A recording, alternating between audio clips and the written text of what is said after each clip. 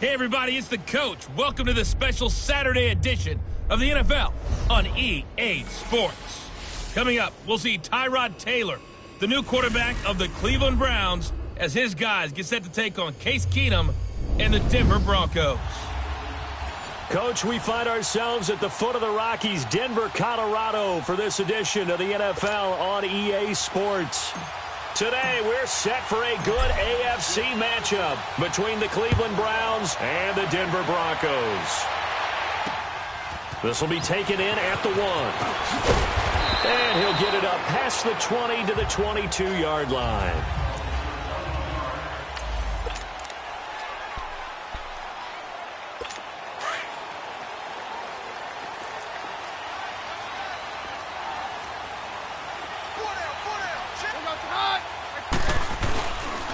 Here's Royce Freeman, the first carry for the rookie. And he'll take this one up close to the 25-yard line. Give him a couple on the carry there, 2nd and 8. They tried a quick hitter inside, but that one was swallowed up because what they're hoping, those big defensive linemen will take the bait and move laterally and open up a crease that they can run through. Didn't happen on that play. Here's Keenum to throw. And he'll get it up to the 33-yard line. It goes as a gain of 8, and it moves the chains. So they'll come up 1st and 10 now from the 33. They go play action here on 1st down. Swings it out to the flat for Freeman. And he'll get it up near the 35, right at the 34 here. It'll be a pickup of only a yard, and that'll make it 2nd down. A look now at the defensive starters for Cleveland. And this unit, very tough to throw against, currently 2nd best in the NFL. And I'm struggling a little bit trying to really categorize this crew. They're top 10 in the league against the pass, but the bottom half of the league in sacking the quarterback. That doesn't make sense. Imagine if this group ever put pressure on the QB, they'd easily move into the top 5. And he slips up past the 45 before being tackled. 7 on the year, and like so many others, this goes for a 1st down.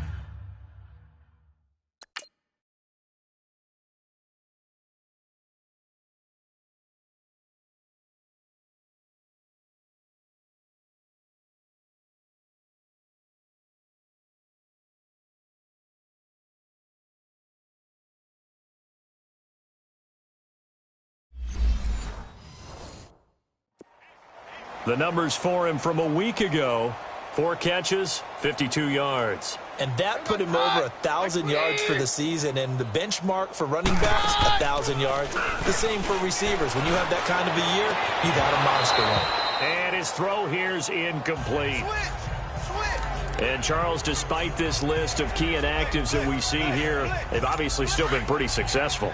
Give everyone credit for this one, because to me, when that happens, key guys are out, the next man steps up and plays well, but that starts with the organization itself, all the way through.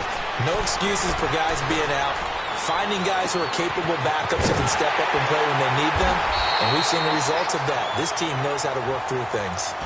First catch for...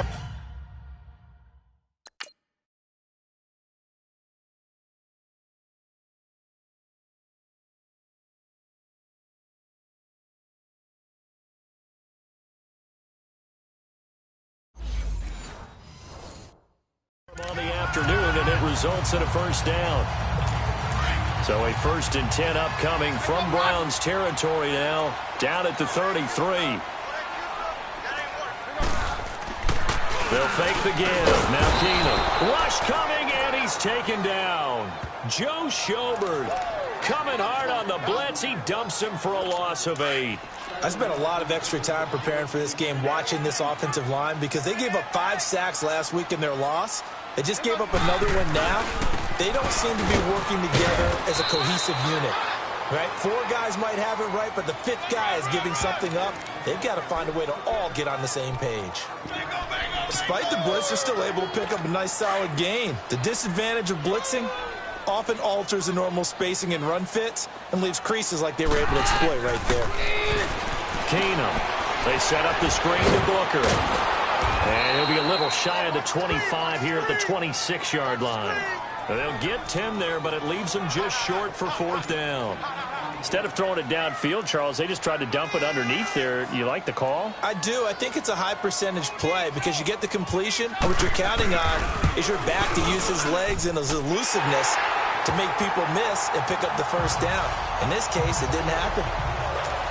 So a pretty good opening drive. That'll make the home fans somewhat happy. They wanted 6, but they got 3 in the early lead. And they should be happy. The guys look good getting down the field. That's got to give them a little bit of hope that good things are in store here today for them.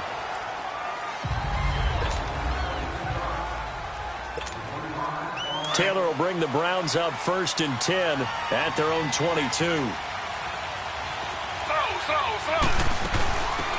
They'll run for the first time with Johnson. And he'll find some space up to about the 25. It's a pickup of 4, and it'll bring up 2nd down. And a peek now at the offense for Cleveland. An emerging threat in the passing game is David Njoku, who had a really nice rookie season in 2017 with 32 catches, 386 yards, and 4 touchdowns. And many also remember he was the 3rd first-round pick for Cleveland in the 2017 draft, following Myles Garrett, defensive end, and Jabril Peppers, defensive back. And they went for a big play through the air on 2nd down. Couldn't connect. Now it's 3rd. But that certainly looked like something that they just...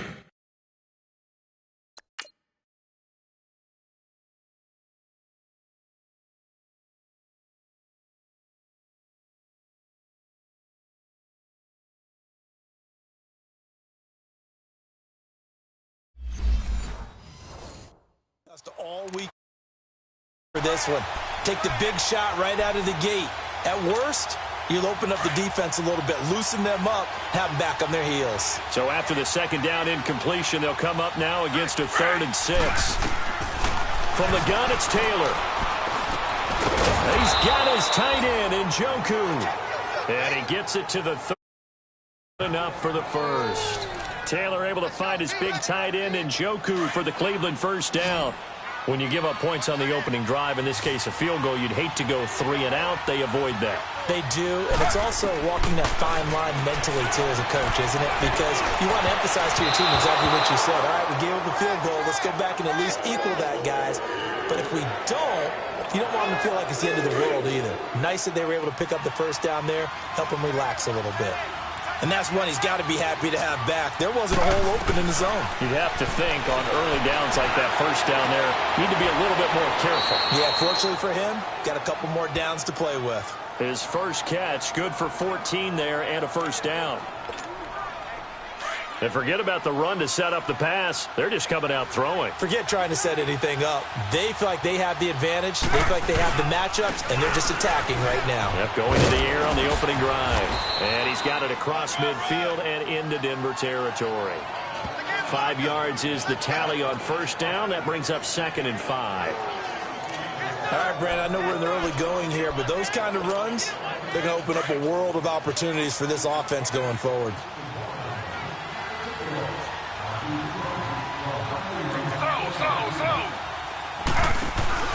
They stay on the ground. This time it's Johnson.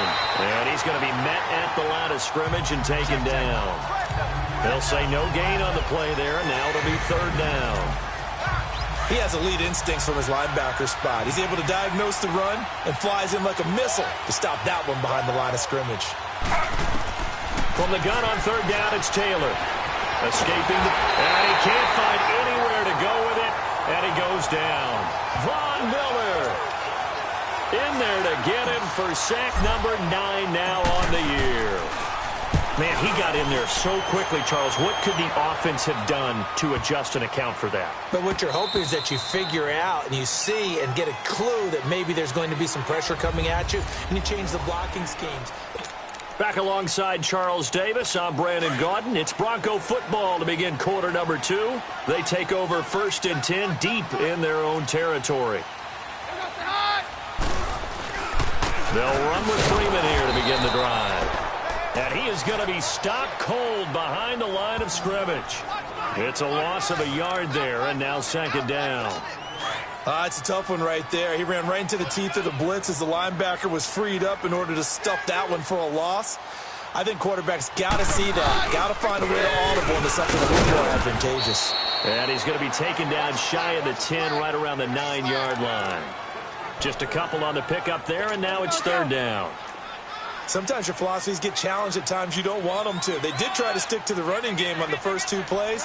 Didn't amount to much. And now facing a 3rd and long at the outset of this drive. It's a short one here, complete to the tight end. And they'll bring him down here right around the 17-yard line.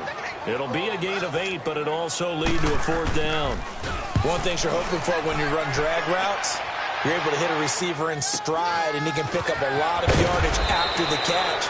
But in this situation, the defense was effective, able to stop him before you get a good head of steam going. The Browns offense heading back out to take possession. The crowd may be losing just a little bit of the edge after back-to-back punts. They want some big plays. They want to see some offense. They want to see somebody break away, whether it's through the air or on the ground. Now it'll be interesting to see where the patience is on both sides. Each head coach, can you hang in there and not try and force something that could put your team in some jeopardy? Taylor finding his volume receiver Landry for a big one. 51 yards. The well-executed slant routes are based on timing, and that one was hit just right. Ball out of the... And he'll take it into the end zone for a Browns touchdown. Duke Johnson, his 4th touchdown on the year. And the Browns are able to cash in for 6. Well, that was a quick hitter drive. They had the huge play to get him down near the goal line, and then they run it in. I don't know that the defense ever had a chance to catch their breath. A lot of the time now, when we see people hit big plays, and each team defines a big play their own way, 10, 15-yard gains. In this case, it was a huge gain. They often want to hurry up and go right away. Keep the momentum going, hit them again, and I think we just saw that there. The second play resulted in pay dirt. And coming out now, the Broncos. You know, Charles, season winding down, time to maybe look ahead to the offseason. What do you see these guys going after either in the draft or free agency? Well, with the season that they're having, just about every position is up for grabs right now. Nowhere to escape, and he goes down. Myles Garrett in there to get him, and that's sack number 6 for him on the year. I know there'll be a little bit of criticism there because they went right back to the air after the huge pickup and end up getting sacked. That's often a play that you make. You feel like you've got momentum on your side. Unfortunately, the O-line failed to hold up to try to keep that momentum going. He completes this to Sutton. And he'll be about a full yard shy of the 20 at the 19-yard line. That catch good for only a yard, and it'll be 3rd down. And, boy, they had high praise for this rookie receiver when we asked the coaches about him, didn't they? They certainly did, and obviously they liked his measurables. Otherwise, they wouldn't have brought him onto the team. Height, weight, speed, all of that. But how about what they really said? Competitiveness. That's what they really liked about him. The way he goes after the football, competes for it, and decides when it's in the air, it's his and only his. It'll be a gain of 8, but it'll also lead to a 4th down. One hallmark of good defenses is understanding the game, understanding positioning, and tackling immediately in the secondary after catches. I think we just saw that on display right there. Got to him before he ever had a chance to think about turning it upfield. I know there's no magnet in the ball, but sometimes for the punt returner, after such a scramble, it sort of feels that way, doesn't it? He has it, he loses it, somehow the ball finds its way back to him. Atone for his sin, and you know he's taking a deep sigh of relief right now. Nice work to get 7 out of that, and it's 2nd down. Partner, he was going through his progressions. Not there, not there. After about the 3rd one, he decided he better pull it down and run for it. And he slides down and avoids the hit for good measure. And not much there. Maybe a yard up to the 24. And the big fella stuffed that one up in a big way. I think doubling him has to be a priority because you can't move up to the next level if you don't take care of him first. Slow.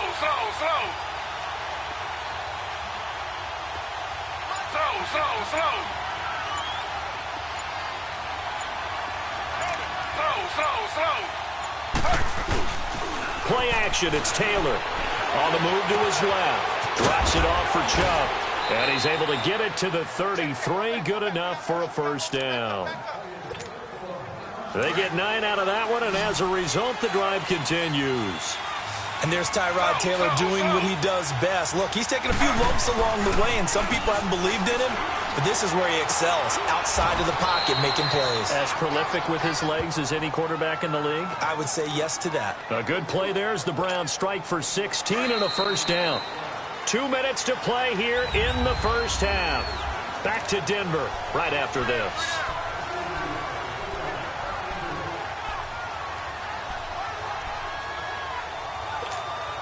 We remind you coming up at halftime. Charles, you want to wait to enhance your Saturday? I do. I know you do. I've got the thing just for you. It's the coach, Jonathan Coachman, standing by in Orlando to take us through the weekend in the NFL. Now Taylor to throw.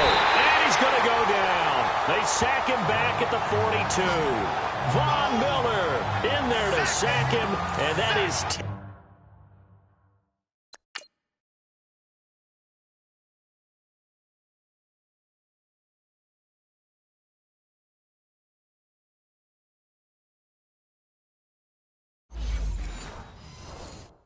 10 for him now on the year. Now following the sack, they'll look to make amends on a 2nd down and 17. Taylor will throw. And he's got this one complete to Callaway. And he'll be taken down at the 46-yard line. 4 yards on the completion, and it sets up a 3rd down. The Browns on 3rd down. They've been okay, 2 for 3 thus far. This is 3rd and 14.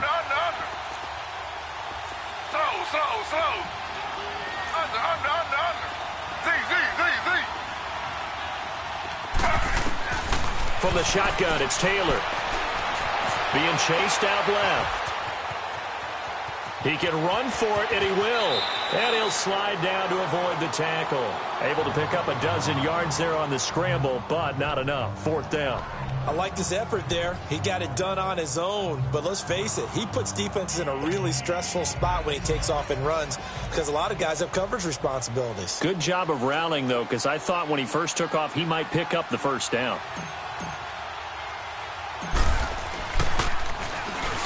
Broncos coming hard, and it's blocked.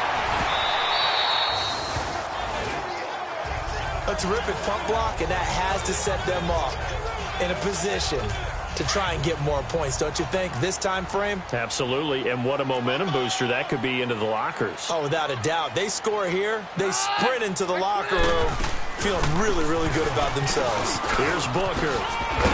And he's going to get this inside the 30. Now the Broncos are going to call the first of their timeouts as they'll stop the clock with 24 seconds to go in this first half.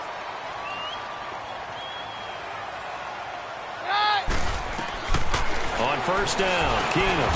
That one into the hands of Hamilton. And before this 2nd down play, we'll get a whistle, a signal, and a timeout. As the clock will stop with 20 seconds to go in the first half. 6 yards was the pickup on the last completion, so here's 2nd and 4. They'll run it now out of the gun. Absolutely nobody fooled there. He's going nowhere fast as he stopped behind the line of scrimmage. And now a timeout called defensively by the Browns, as it'll come with 15 seconds to play in the first half. From the gun on 3rd down, Keenum. And he'll go out of bounds in the red zone just inside the 20. It's a pickup of 6 and good enough to move the chains. Broncos with their first trip to the red zone thus far. They come up 1st and 10 at the 16.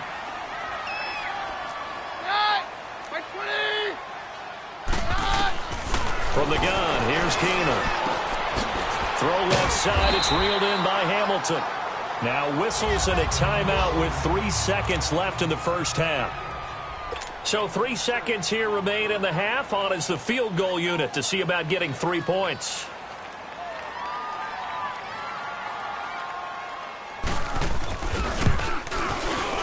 And McManus able to put it through. There you have it. Halftime quickly over. 3rd quarter, here we go.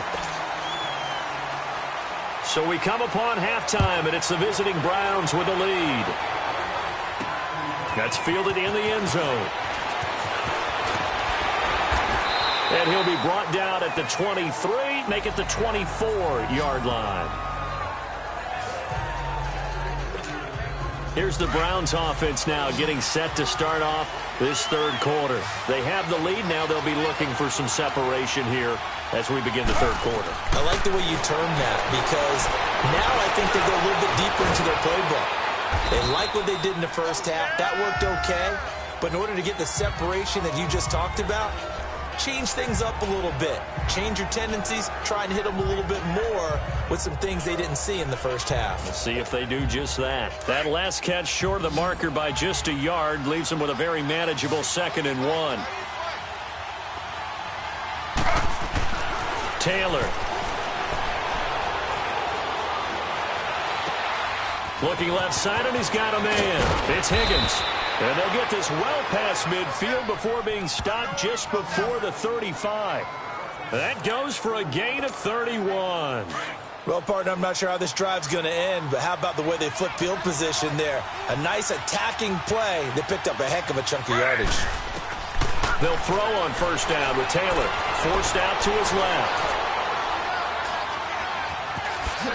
And I think the ball's out. It's picked up by the Broncos. When I see a play like that, I come back to risk-reward. I don't know about you, but is it worth it at that point, whatever you're going to pick up, to either take the hit, and in this case, lose the football? Should have gone down. I mean, hindsight's always 20/20, but that's the safe play. You're exactly right. Hindsight's really never wrong, is it? Because you can analyze it, but I think ultimately you got to look at it as a first option, taking care of the ball, getting what you can, and that's it. Don't worry about any more. At this stage of the game, the run-pass numbers are a little bit out of whack because most of their yardage has come through the air. But in a sense, that just sets things up for big runs like that because the defense might be a little bit off balance. They pick up another first down with that run. Booker on first down. And he'll get this up to about the 38-yard line. It's the Pro Bowler Jamie Collins that makes the stop. They tried a quick hitter inside, but that one was swallowed up because what they're hoping, this big defensive lineman will take the bait and move laterally and open up a crease that they can run through. Didn't happen on that play.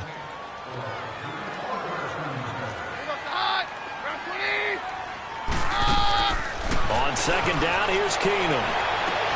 He's got the hook up to Andre Holmes. Give him 30 yards there. There will always be a place for methodically marching the ball downfield. But when you can pick it up in big chunks and strike like that, have explosive plays, that's often the difference in winning and losing. Those types of plays that can knock a defense off balance, that'll drive a team towards a victory. And he's going to take this one down to the 25. 8 yards on the pickup, and now they'll have some options on second and short. That play wasn't quite as big as the play that preceded it, but still, gotta like the way they're moving the football, partner. Absolutely. Pretty good room to run on that last play. Yeah, they didn't get a first down, but still, you'll take runs like that each and every time, won't you? And they'll bring him down at the 18-yard line. It's a 7-yard gain there, and it's good enough to move the chains. Not too many more ideal situations in 2nd and 2 in order to try and pick up a first down. They ran it and picked it up.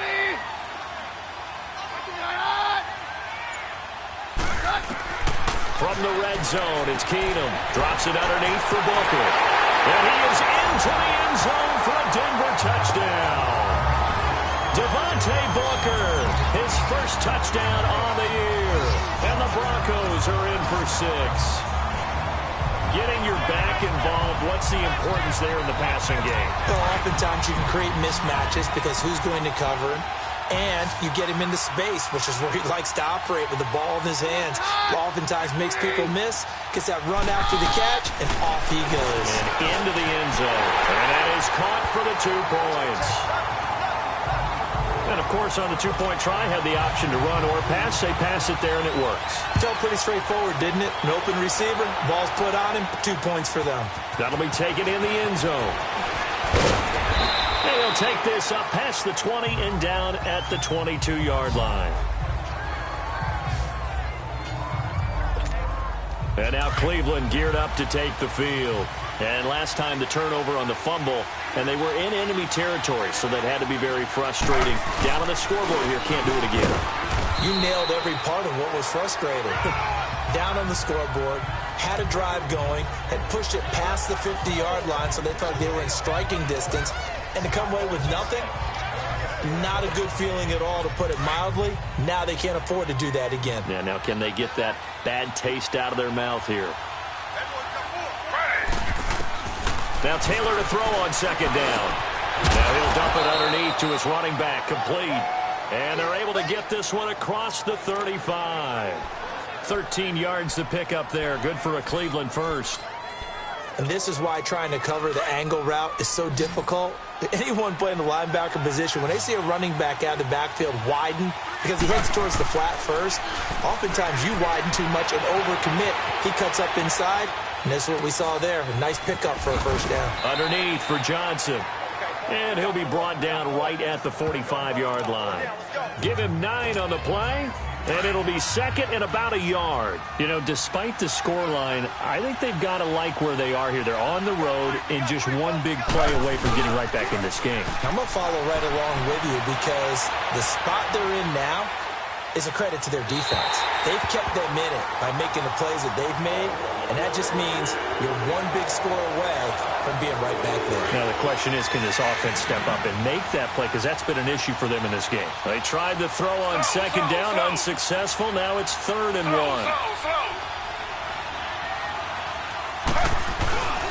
They'll run for it. Here's Chubb. No gain on the play there, and it'll bring up 4th down.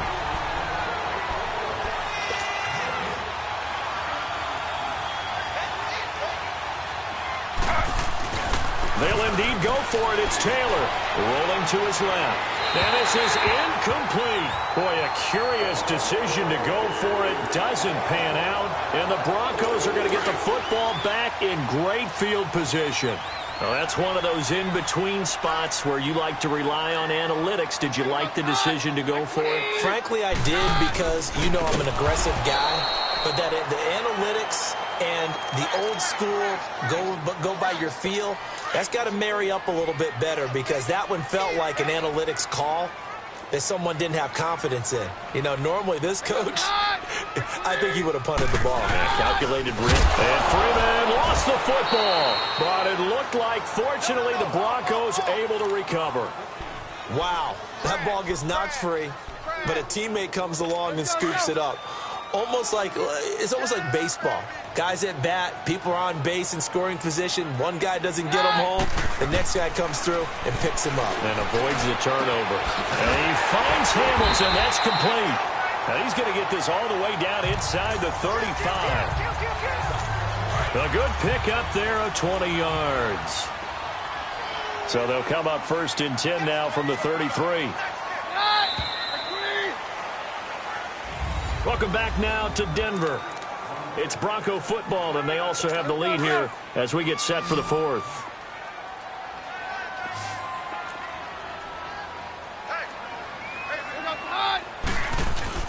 Now a play fake here on 1st down. Airing one out deep for Holmes here. So they took a shot on 1st down but couldn't connect. I know you're thinking it, but I'll just go ahead and say it. To give you an idea of how sharp he's been in this game, just his 2nd incompletion, and we're in the 4th quarter. He has been locked in, laser-focused all throughout this one, hasn't he? Certainly has. He's gotten some help from his receivers as well. They also are locked in. Yeah, the drops have been at a bare minimum. It'll be a loss of a full 3 yards there, and it also brings up 3rd down. And this is why the head coach gets paid the big bucks. Look at where they are in this situation, partner. Do you throw the ball here in a long-distance situation? Do you run it again and trust your defense and make sure you take care of the ball and punt it away? What kind of options do you have here, and what do you trust more on your team? Yeah, they may have just pushed him back into that throwing situation. We'll see. So on 4th down, out trots the kicker in a big spot here. This to make it a 2-score game.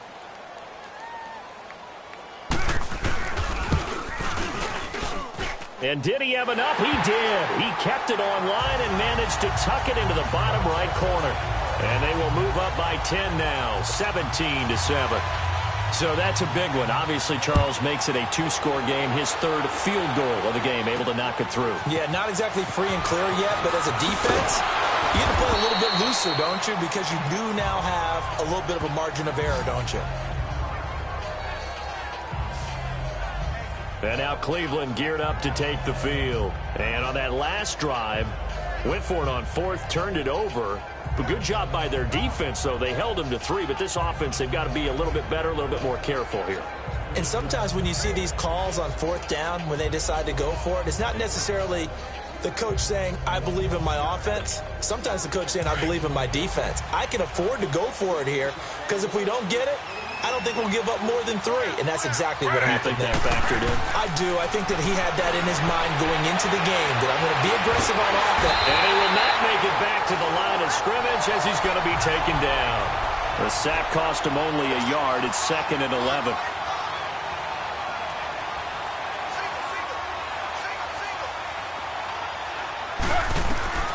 Out of the gun, it's Taylor.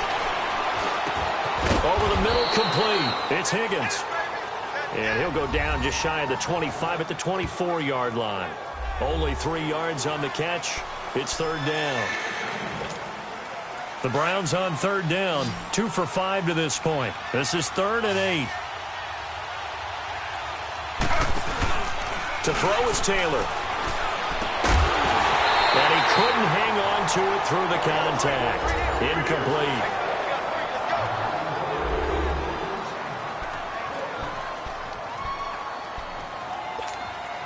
All right, they're going to try and keep hope alive here on 4th down. They're going for it.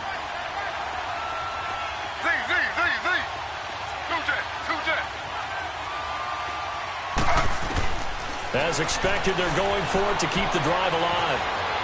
Flush to his right. Now he's going to let it go deep right sideline. And it's incomplete. They cannot convert, and they turn it over. Hugh Jackson rolls the dice, but it doesn't work for him. And the Broncos are going to get the football back in great field position. And now a 10th carry for Freeman. And he's going to lose yards. They take him down at the 26. That's going to go as a loss of 2, and it'll be 2nd down. Brandon, it's clearly a running situation when you're up in the 4th quarter. They're going to have to stack the box and make it difficult for them to move the ball. Made it very difficult right there. Now they need to repeat that effort. Yeah, bring 7, 8, 9, whatever it's going to take to slow him down. And he's taken down, trying to do a little too much, getting outside of the pocket, and it results in a sack. So what's the word I'm looking for here about how this drive just started? Disjointed? I'll go with that one. I mean, think about it. 1st down, took a bad loss on a running play. Take the sack on 2nd down. Now they got to come up with something big here on 3rd. To throw, it's Keenum. Now he'll dump it underneath to his running back, complete. And he's able to get it to the edge of the red zone at the 20-yard line. They'll get 11, but it'll still lead to a 4th down.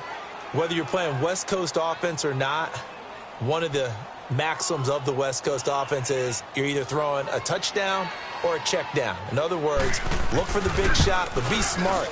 I think they did exactly that on that play. They didn't get the 1st down, but they're taking care of the ball well. Yeah, and being rightly cautious with that lead here in the 2nd half. So they settle for just the 3, but clearly right now anything helps trying to salt this one away in the 4th. Without a doubt, obviously a touchdown probably would have been the final nail to finish this thing off, but it's still ate up time, got points. So while it's not mission accomplished, it's darn close. And not a bad return. Here he gets it out to the 25-yard line. And now Cleveland geared up to take the field. And last time, went for it on 4th, didn't get it. We'll see if they can pick themselves up off the mat and do better this go-around. Sometimes I have this vision of coaches writing notes to themselves before a game. And sometimes that note says, be aggressive, stay aggressive. Maybe that's what we saw in the last possession. Yeah, they were very aggressive. This time, will it result in points? We'll find out. He gets it left side to Johnson. And all the way in. Touchdown, Cleveland. Duke Johnson with his 2nd touchdown of the game and 5th on the year. And the Browns are back within a score. Well, he's used to running it that distance. Here he had to catch it, too, before making the run. Heck of a play for the score. There's not many things better for an offense than a back who's a complete guy, who can run it and catch it. And we just saw him complete a big-time play for a touchdown. The point after is good. And now things get a bit more interesting here in this fourth quarter. One of the shortest drives you'll ever see. One play, 75 yards, 6 points.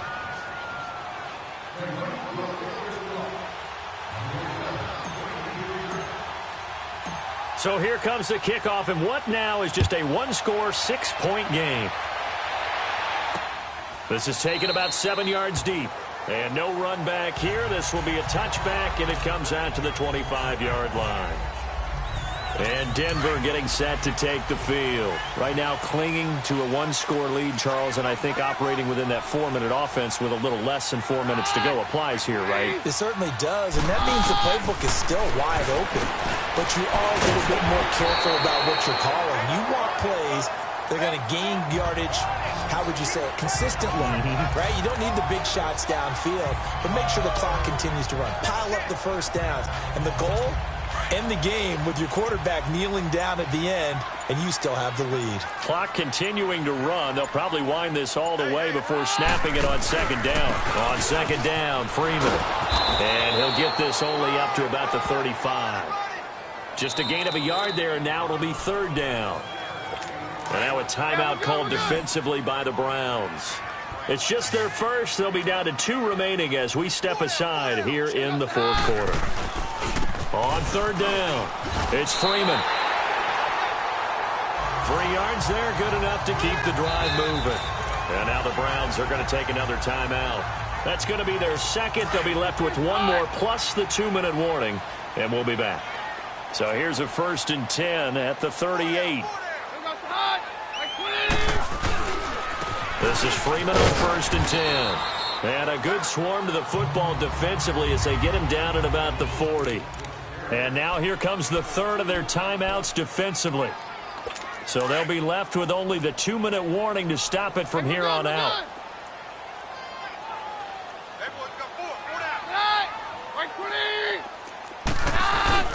On play action, now Keenum. He's going to air one out. And on the left sideline, he caught it, but out of bounds, according to the head linesman. Incomplete, so the ball a little late getting there, and it's third down.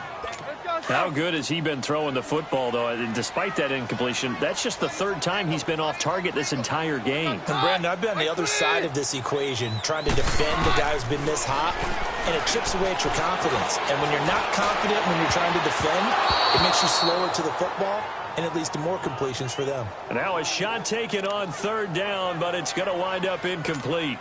Certainly looked like they were getting ready to convert there on third down, but what an effort to get his hand on that one, knock it away, and brings up a 4th down decision. And did they keep it in? They did. They kept it in. It's down close to the goal line at the 1-yard line. And now Cleveland geared up to take the field. And following that long touchdown pass, a one-play drive last time, see if the defense, you know they're ready. They don't want that to happen again. And you would have thought they would have been ready the last time. I mean, that's what you work on all the time. Make sure that no one gets behind you. That's the cardinal sin of defense, not giving up the long pass. They did. Let's see how they adjust.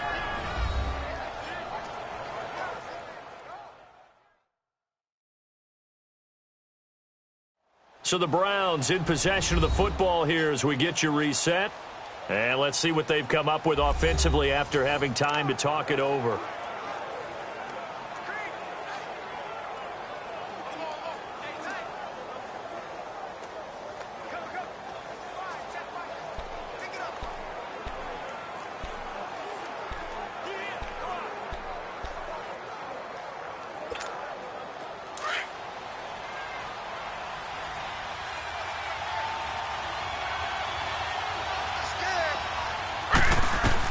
On second down, here's Taylor.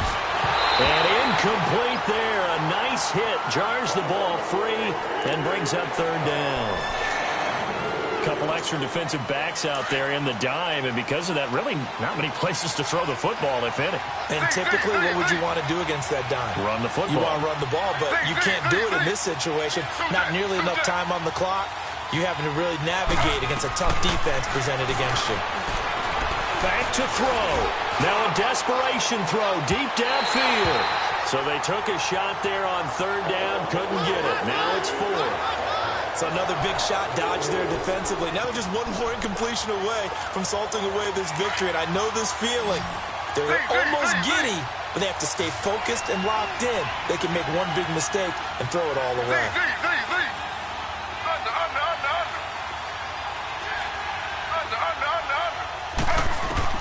He's back to throw. Buying time to his left. He may try and run for this. And he is out up around the 15-yard line. They keep the game alive, at least for the moment, as it's a first down. Late in the game, defense trying to avoid a big play. He's able to work out of the passing game, turn it into a run, pick up the first, and stop the clock as well. And you know in this situation, everything is sped up. The intensity, the thinking, everyone's movement. But for a quarterback, Taylor hit. He lost the football. It's picked up by the Broncos. And they'll be inside the red zone with a ball at the 16-yard line. Well, that simply is a missed opportunity. They're in position. If they take the ball downfield and score, they got a chance to win the game. Instead, they cough it up. I don't think next week at practice is going to be a whole lot of fun for him. On the other side, no bigger time to force a turnover when you've got that small lead. Yeah, and when you look at it from the offense's perspective, taking care of the ball is so important. I know they're going to have all kind of ball security drills in practice all next week. And as we've seen throughout this season, it's no picnic trying to score touchdowns against this unit. They're ranked number 1 against the run. But it's also difficult because it's not easy to throw the ball against them either. And the play clock is going to run out here. They're in no hurry to get a play off. Delay of game, offense. And that'll be accepted, of course, and that moves him back 5. Still second down.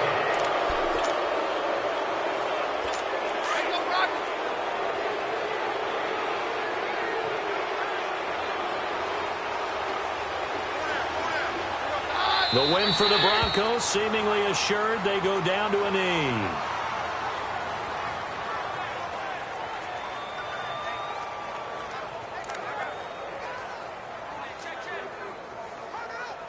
The chance of wasting this great starting field position, a real threat. This is 3rd and long. To his knee goes Keenum, and that should be the ball game.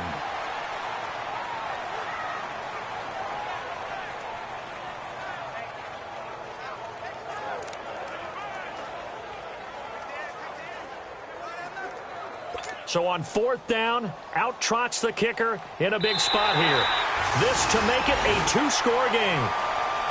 And Charles, I think when the schedule comes out, all teams, no matter where they're predicted to finish, talk about protecting your home turf. They were able to do that here in this one. Similar to a tennis match, right? Not letting them break your serve. That way you hold on to it.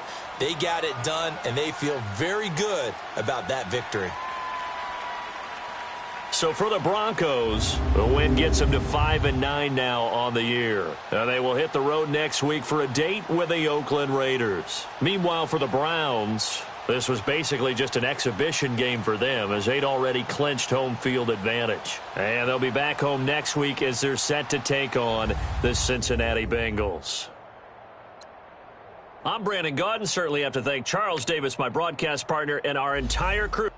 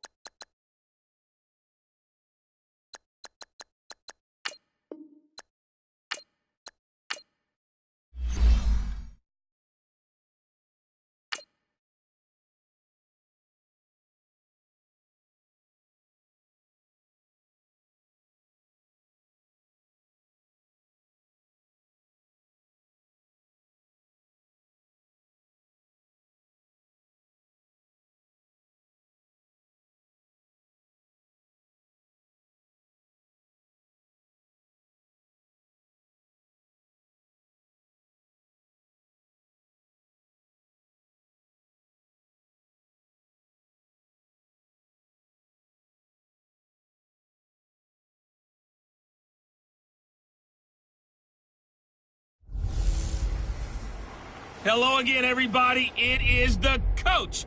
You're tuned in to Madden 19 on EA Sports. We are just moments away from kickoff, and we've got a good one on tap between the Cincinnati Bengals and the Cleveland Browns. I'll have scores around the league for you at the half, but it's time for a little football. So we'll hand it over to our broadcast team, Brandon Godden and Charles Davis.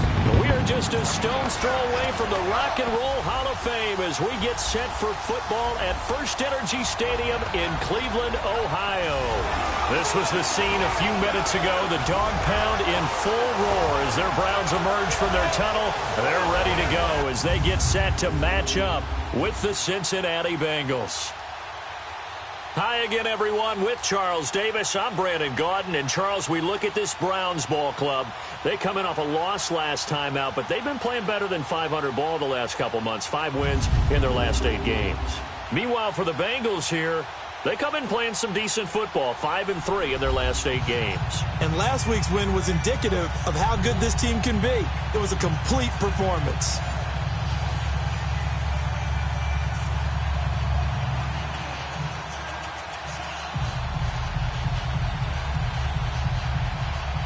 The holiday season is upon us. We've got the gift of the NFL as we're underway here in Week 16. This fielded a few yards into the end zone, and he is out of bounds here on the return.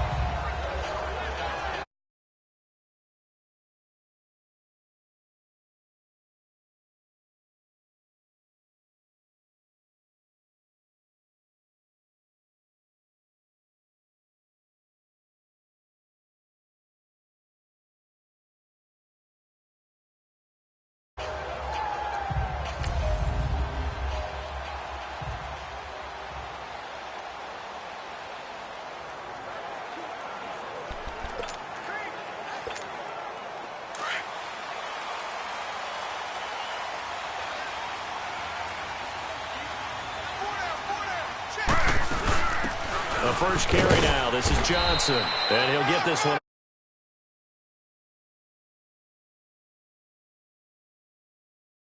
And the big boys up front in the trenches. What do you think of the O-line, Charles? I love them because this is a group that's so cohesive. They know what the man next to them is going to do at all times, and they operate as a terrific unit. The last play got just a yard. Here's 2nd and 9 from the 26. On 2nd down, Taylor. Oh, the ball comes out on the hit, but they'll say it's incomplete. Johnson, the intended target. 3rd down here. Pressure, and that's certainly going to be a key to this game going forward. And that time, they were able to get in there and influence the throw. And remember, quarterbacks got to get rid of it. They don't have the Tucker roll that they can fall back on anymore. After an incomplete pass on 2nd down, that'll leave him trying to convert on 3rd and 9. From the gun, it's Taylor. Got his man complete over the middle. That's Higgins. And he's taken down, but able to slip across the 35. That's good for a Cleveland first down, an 11-yard pickup. They've got good playmakers on the offensive side of the ball. I don't know what happened last week to really hurt their performance and hold down their production, but I would dare say that this week in practice, there's a lot of talk about how they're going to increase their proficiency. And that was a good start getting the playmakers involved. You mentioned that to me pregame. That's what they did there. Yeah, I think a lot of people think the coaching staff really gets on them, and that's how they motivate them. Most of these guys are self-motivated. They have a lot of pride in their performance.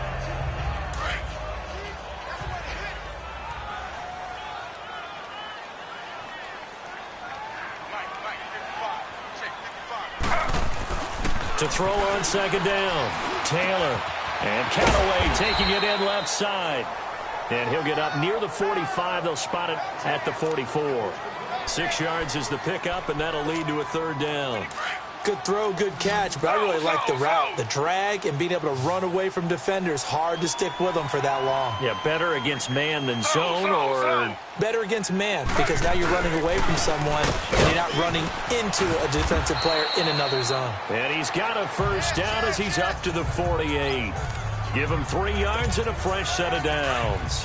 Defense had a chance to get off the field here on the opening drive, couldn't do it. I know that we go into these meetings with coaches, and sometimes maybe we can get, a little bit numb because they're always going to talk about how important third down is, aren't they? Offense and defense. In this case, looking for Landry, and it's intercepted. Picked off by the linebacker, Vontaze Burfict. And he's going to be taken down here with a penalty flag on the field. Illegal block in the back. Offense. So this will be accepted as it moves the offense backwards. So the special teams penalty cost some yardage there as they come out on 1st and 10.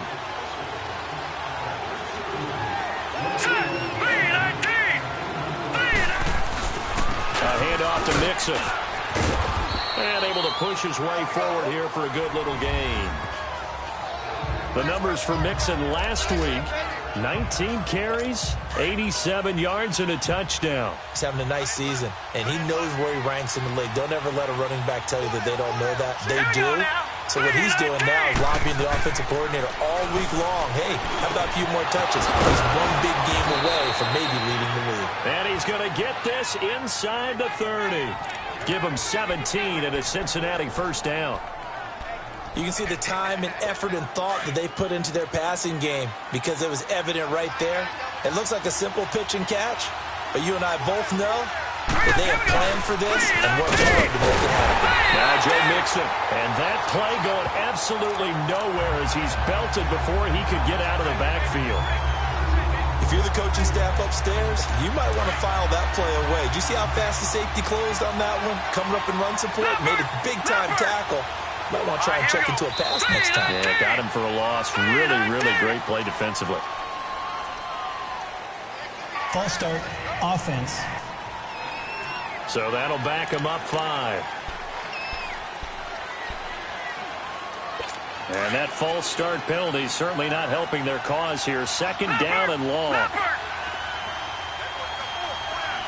Here we go now. Green, 39. Green. More now. And he fires one that's intercepted. Picked off at the 24. And the return here will go to the 31-yard line.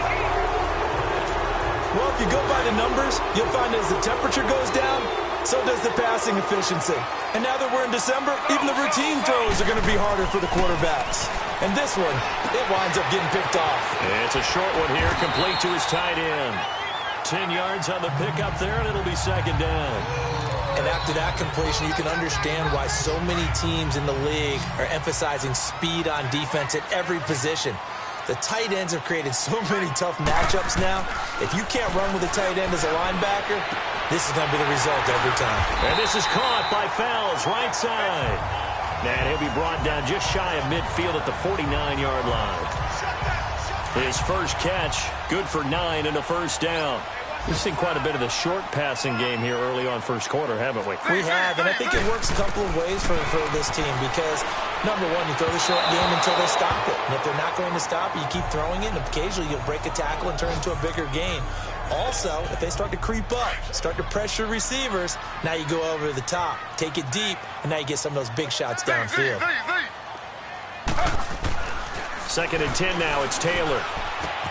Fells has it, left side. And he'll be taken down at the 44-yard line. The reception good for 7. It's third down. Let's just break this down and make it pretty simple.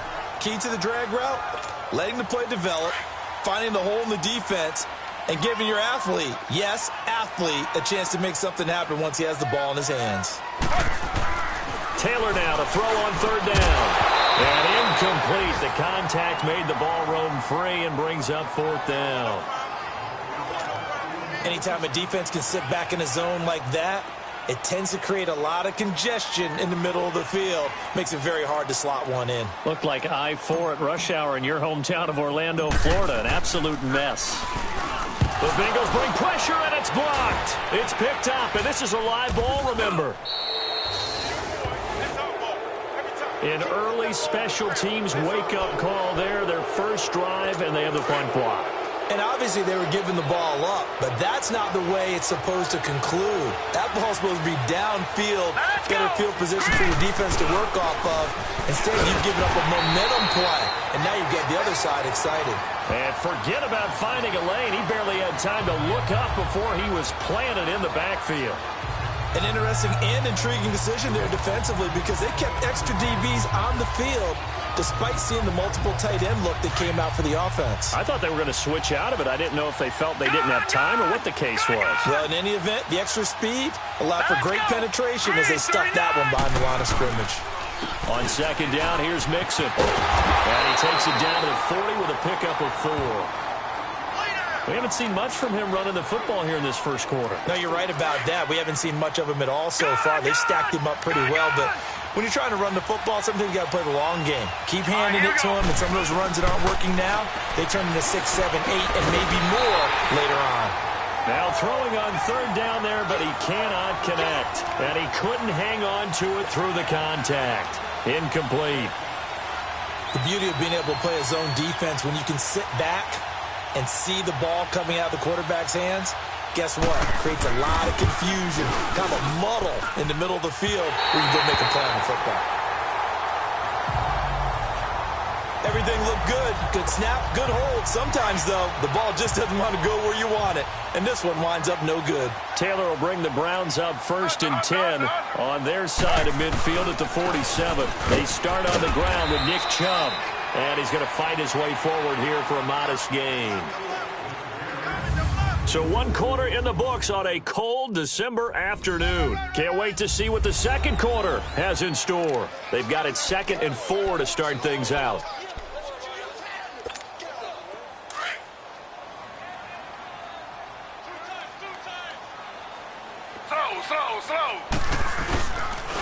Now a handoff, Johnson. And he's going to be stopped up at about the 47-yard line. It'll only be a gain of a yard, and it sets up a 3rd down and 4 now.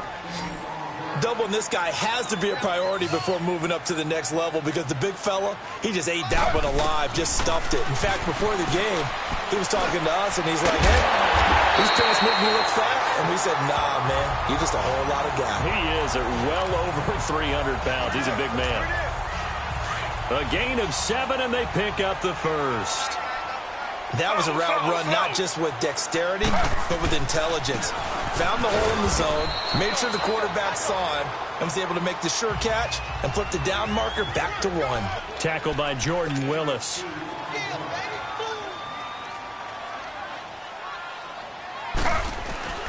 Play action, now Taylor. Throw left side, caught by the tight end Njoku. And they'll get this one down to about the 20-yard line. Big yardage there for the Browns, 18. There are so many things to watch for when you play defense. And reading your keys, you always hear about that, and having your eyes in the right place. Sometimes your eyes can fool you. How about that play action there? And it sprang the big guy, didn't it? Able to dump it over the top to him. From the red zone now, here's Taylor on 1st down. Into heavy traffic, and it's intercepted. Picked off at the 18. And he'll return it to the 24-yard line. And he may want to track down that football because that's interception number 1 on his career. You're saying that's going into the trophy case? I'd put it there. Yeah, no doubt about it. That's when you ask the equipment guys to make sure they hold it for you after the game. When you play in the back 7 on defense, that's part of your job, finding ways to take the ball away from the other team. 2 yards on the carry there. It'll be second down. I know the scouting report on him is that he doesn't possess the eye discipline to be an elite linebacker. And what that means is his ability to read, react, and make a play. But on that one, he looked like one of those guys. And a little spin cycle. Room to run now. And down he goes, but he takes it up to the 40.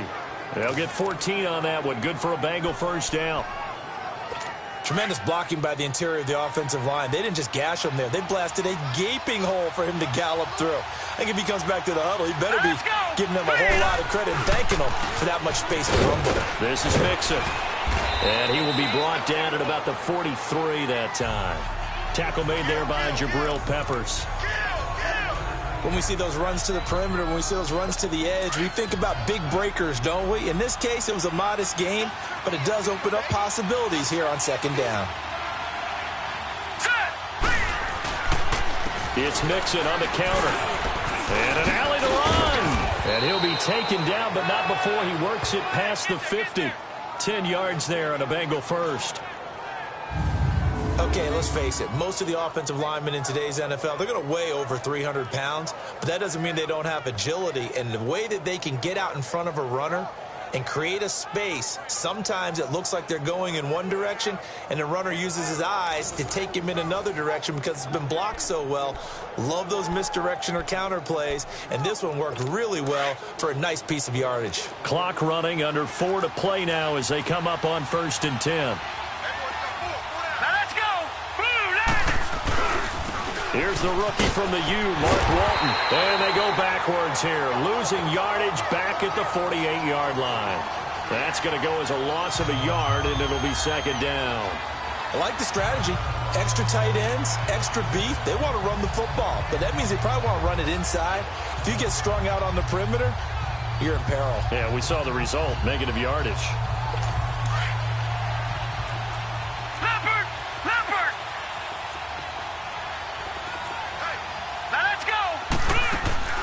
Moore to throw on second down. Underneath, this is Bernard. It'll go as a loss of a yard, and it'll set up third down. And never good on a pass completion there to go the wrong way. Lost yardage. No, for some reason it seems to work better when you throw it downfield or you can move the ball downfield running it that way, doesn't it? But in this case, if you're the defensive guys, you're energized. Executed well, and you caused a lost yardage play. That's going to feel good and look great in film. The last 2 plays, each lose a yard. They'll try to move forward here on 3rd and 12. Hurry up, here we go. Now Moore. Open man is Uzama. A very solid gain of 27. Partner, it's a lot of fun watching the NFL now, isn't it? Because when the big fella runs routes, it used to be when we were kids, he'd run about 3 different routes, and that was it. Now he can run anything and catch the balls we just saw there.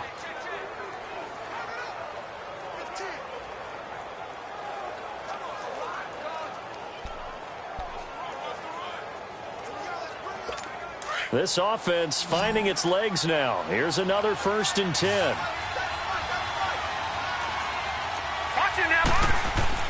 Throwing on 1st down. Moore. That's caught by his tight end, Uzama. And he caught it up. And this is picked up by the Browns. And a big turnover there as his guys will get the football back. So the defense there, opportunistic. It's nice to give them credit, isn't it? Because so many times it's more a matter of what the offensive guy didn't do. Didn't secure the ball, didn't cover up. In this case, let's just give credit to where it belongs. Knocked it free, made a big play. And now Cleveland geared up to take the field. And 2 interceptions thrown here in this first half. You hear it, no matter the sport, they say the great athletes, they can kind of have a short-term memory, but that's easier said than done. It is easier said than done, but I played with a guy who threw 2 interceptions in the first quarter of a really big game we were playing. Johnny Unitas? And no, not quite of that level and not of that age. But I was going for the age. I remember looking over at him, and he was smiling. And I thought, what is he smiling about? It's because he had enough confidence in himself that that was a fluke. And he went out and played pretty well the rest of the day. A reminder, once we hit halftime, as we do all season, we'll send it down to Jonathan Coachman in Orlando. He'll have all the stats and scores from games in progress around the NFL. The best multitasker in the business, the coach. So they took a shot on first down, but couldn't connect. But one thing that I've liked defensively is that they've shown them a lot of different looks here in the first half. They come after them, they've sat back. I think that's what you need to do to keep an offense guessing. And they certainly have kept them on their toes. That's why they haven't had much success on the scoreboard. 2nd and 10, it's Taylor again. He's going to wind up and air it out. So the long attempt falls innocently to the ground, and it brings up 3rd. It's been my observation there's been a nice variety of play calling defensively. You and I often talk about an offense's ability to keep a defense off balance with what they're doing. I think the converse has been true in this game. I think you're right. They seem to have gone off tendency quite a bit. But only the Bengal pressure gets him that time. Down he goes. And now the Bengal defense here calling a timeout, as they'll head to the sideline and talk over what to do next. Here's Britton Colquitt now. On for his 2nd punt, and remember, his first one was blocked. It's a 46-yard punt, 2 on the return. And the Bengals will take over here 1st and 10. Joe Mixon and the rest of his offense making their way back onto the field. And he's closing in on that number that all running backs circled beginning of the year, the number 1,000. Couldn't do it on this drive. And you have to think to yourself, at this moment, getting to this spot. Well, this is taken in. It's complete. And he's going to get this down to the 35-yard line and give him a gain of 37. Now, that play will end up on the highlights, and you'll see it all over the place. But what you won't see, the offensive line that bought the extra time, that allowed for the big completion downfield, those guys made that play possible. Back to throw. Moore. He finds Ross. Right side, it's complete. And they'll get this one to about the 20-yard line. The Bengals passing game finding a rhythm. They've got another first. A first chance in the red zone for the Bengals now. 1st and 10 right at the 20.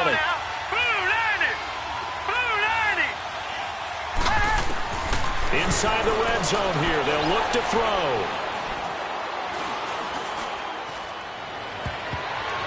Oh, and it's incomplete. That would have been big in the end zone if he could have held on. Instead, it's 2nd down. I tell you, Brandon, this defense is playing with some confidence. Haven't allowed a point yet. Flying to the football. I'm telling you, it's almost 11 to the ball on every snap. Another nice job there to force an incompletion. Now he'll look to throw here on 2nd and 10. Looking middle, and it's incomplete. T.J. Carey right there in coverage. This drive, which was going so smoothly, all of a sudden it's a little bit of a roadblock here with 2 straight incompletions. Yeah, apparently this defense has had enough. Apparently they're saying, no more. We're making a stand right here, right now. But it is 3rd and 10. They've got to get after him one more time. False start, offense. And that'll set them back 5. So the false start certainly doesn't help matters, as they'll try again now, 3rd and long.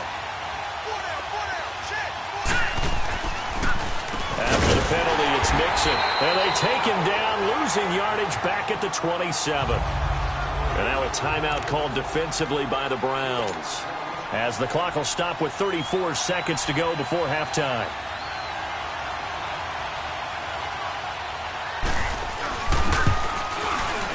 And Bullock will put this one through, and the Bengals are on the board first here. It's 3-0. Now the drive ends in just 3, but they'll take it. Looks like they'll head to the locker room, barring something unfortunate in front on the scoreboard. Yeah, they may not be jumping up and down and celebrating because they have the lead, but still, any little momentum in a game like this is important to a team. And they'll feel real good about going in and regrouping, knowing that they are out in front. And that drives coaches insane, doesn't it? When they see that happen, it just doesn't feel right, does it? Plus, you're giving up yardage. Good starting field position for them as they come up 1st and 10. From the shotgun, it's Taylor. And now this is intercepted. My goodness. Picked off by the Alabama man, Ray Kirkpatrick. And they finally put an end to this return, but not before he's all the way down to the 37. He was looking for Landry that time. That late in the clock, second quarter, why not just run it a time or two and get it into the locker room? What you're saying makes absolutely perfect sense. Run it and get out of there. But I'm just wondering if the pressure of today's NFL and the high-powered offenses that you're facing may have forced them into saying, let's try and get some more points. Now before this second down play, we'll get whistles and a timeout, as they'll stop it with 17 seconds to go in this first half of action. Now let's go. Green 39. Green 30. Moore now looking to throw on second down. He's going to loft one deep left side here. And that's going to be incomplete. 12 seconds left. Tyler Boyd, the former Pitt Panther, was the target. And it's third down. They head to the line facing a 3rd and 7 following the incompletion on second down. They'll run it now out of the gun. And he'll be well short of a first down as he stopped again right at the line of scrimmage. Here's Randy Bullock now as he'll go for the field goal. He's going to need a little mustard on this one. It will be a 51-yard attempt. And Bullock will put this one through, and that will make it 6-0. They got the interception, but very little movement after, and that forces him to settle for 3. And it does feel like settling when that happens, doesn't it? It certainly does, but we got to give a lot of credit where it's due, and that's to the defense because they ran out to the field. It's what we call sudden change, right? Interception, you got to go put out the fire, and they did, holding them to a field goal. So a couple of field goals, that's all we've been able to muster through 2 quarters of play. 6-0 is our count at the break. As we send you down to Orlando, where Jonathan Coachman has our EA Sports Halftime Report. Coach. Okay, Brandon, thanks very much. The weather might be cold, but the playoff races are heating up here on this final Sunday before Christmas. So let's get to it. We'll begin out in Southern California. The Chargers playing host to traveling Baltimore. And it's the Ravens who have the lead in that one. Lamar Jackson has a touchdown pass. From there, we head eastward to Indianapolis to check on the Colts at home at Lucas Oil Stadium. And in that one, it's the visiting Giants who have the lead. The rookie, Saquon Barkley, has a touchdown run. Finally, let's get to Philadelphia to check on the Eagles at home at Lincoln Financial Field. In that one, all even as they play the visiting Texans. Meanwhile, in our game, it's been a defensive struggle. Which offense can break through in the second half? To find out, let's hand it over to our broadcast team of Brandon Godden and Charles Davis. All right, Coach, thank you, and we welcome everyone back for quarter number 3. The Bengals set to receive. They have the lead and the football to begin quarter number 3. This fielded a few yards into the end zone. And no run back here. This will be a touchback, and it comes out to the 25-yard line. The Bengal offense now with a football first here to begin quarter number 3. They have the lead. Now they'll be looking to extend that lead. Here we go. And this is where I enjoy talking about one of my favorite subjects, tendency breakers, or counters as I also like to call them. You've done things in a certain way in the first half, and they've had the ability to see what you've done. They're going to make their adjustments. So guess what? You adjust yourself and try and stay ahead of the pace because you are looking for some separation in this ballgame. The adjustment to the adjustment. Without a doubt. Show them one thing, hit them with something else. And the catch made. It's Tyler Boyd. And they get him down, but not before he takes it across the 40-yard line. Give him 17 at a Cincinnati first down. Set. Green 39. Green 39. They'll run it now out of the gun. And an alley to run. And they're well past midfield, just a yard or two shy of the 40. Illegal block in the back. Offense.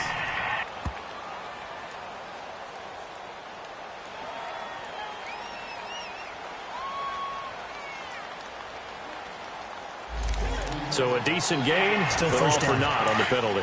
It's too bad, isn't it? They were feeling pretty good about it. The only people celebrating, the guys who just gave up that play. Hurry up. Here we go. Here's a give to Mixon. And an alley to run. And he'll be taken down across the 50 at the 45 in enemy territory. 12 yards that time and a Cincinnati first down. Well, that's the desired outcome coming out here in the second half of being able to run the football and establish a little bit of pace, maybe even a bit of dominance at the line of scrimmage. And they want that to continue. Way too early to think about this being ball control time. But the way they're running it, you got to think they may want to continue that and see if they can go ahead and grind their opponents into submission. They'll run here with Mixon. And they see right through that defensively, as he'll be hit and taken down to the backfield. Calling a loss of 2 on the play. And that'll force upon him a 3rd and 14.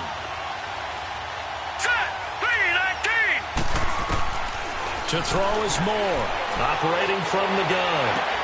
Got a man, it's Ross, complete. And he gets this inside the 35-yard line. The Bengals passing game finding a rhythm. They've got another first. Partner, this is one of the best routes anyone can have in their offensive playbook. Tough to defend because you think it's a go route, and then he breaks it back on the comeback. There's one other. Blitz coming, and down he goes. And plays like that really hurt play calling. They had a really nice gain on the previous play, but gave about half the yardage back on the sack. Excellent pressure up front. Nowhere to go with the football. Down he goes. Looking to throw. Moore. And here he'll be brought down a little shy of the 35 at the 36. 6 yards is the pickup, and that'll lead to a 3rd down. That was a nicely run slant route, and what the receiver's trying to do is make the defender think he's going upfield for a deeper route, and then breaks it off, usually after about 3 to 4 steps, and cuts towards the middle of the field, and now what he's trying. And the Browns pressure gets to him that time, and he's going to go down. Emmanuel Ogbah in there to get him, and that's sack number 6 for him on the year. Great job defensively. I think he was trying to go through his progressions, find someone to get rid of the football. Before he knew it, he was on his back. So that just brings us right back to what you said in the beginning. A great job defensively. Nowhere to go with the football. That led to the sack. Taylor will bring the Browns up 1st and 10 at their own 26.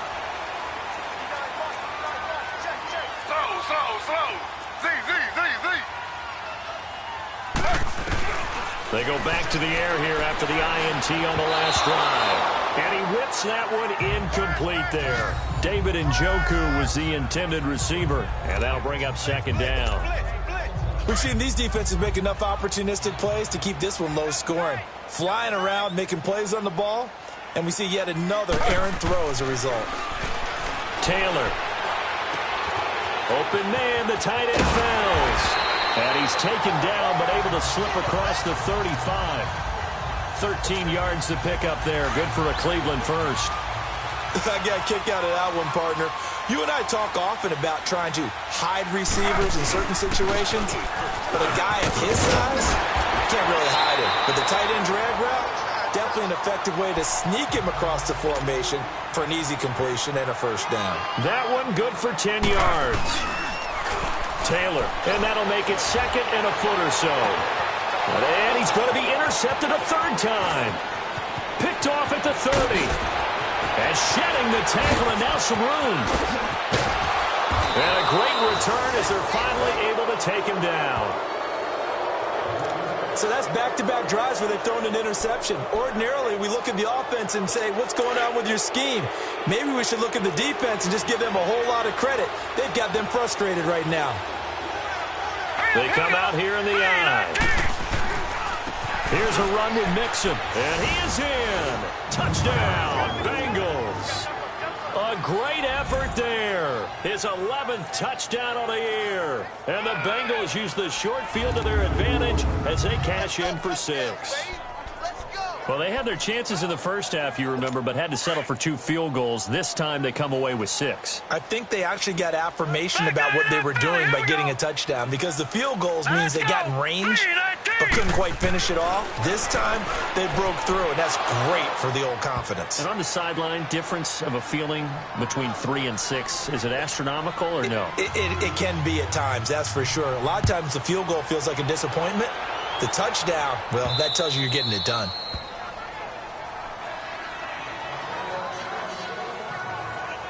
heading out as the Cleveland offense now as they get set to take over here. They are looking to make a bit of a 180. They are sputtering right now. And frankly, I think it's time to call your playmakers together and say, all right, guys, we're going to lean on you through this patch. We need you to get us back on track and get us going in the right direction. So you're calling. And now a fumble. The ball's out, and the Bengals have recovered it.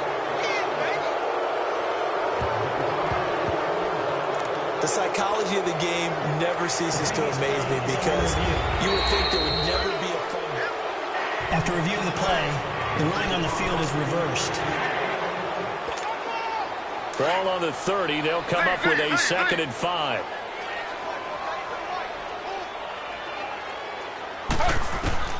Following the fumble recovery, it's Taylor. Dancing to his left. Now he's going to let it go deep left side. That's incomplete. Nearly another pick. My goodness. Trying to decipher what's going on out there because I don't know if he's just getting bad reads. I don't know if the defense is confusing him. I don't know if he just has, bad info and intel before he snaps the ball. But he's made some pretty bad decisions with the football lately. Yeah, several bad decisions on the interceptions he's thrown in. Frankly, that should have been another pick right there. Taylor able to use those legs of his to pick up a first. When they watch film of this game and hand out the grade sheets, he's going to really like getting a double plus on this play. Why? He scrambles and picks up a first down. But what else does he do? Protects himself by sliding and avoiding the big hit. Double plus, big-time play. And he'll avoid the tackle there with a slide. Another 13 yards there twice in a row, and they're on the move. Another first down as well. Containing him is becoming a big problem. We've already seen this once earlier in this drive. Yeah, and so now 2 times this has happened. Do you adjust something? Yeah, I think you do. I think you have to start thinking about your rush lanes. Try not to either get too wide or too narrow. Make sure someone is there waiting for him to take off. It's the Browns with a deficit. They're trailing, but with the football here to start the 4th.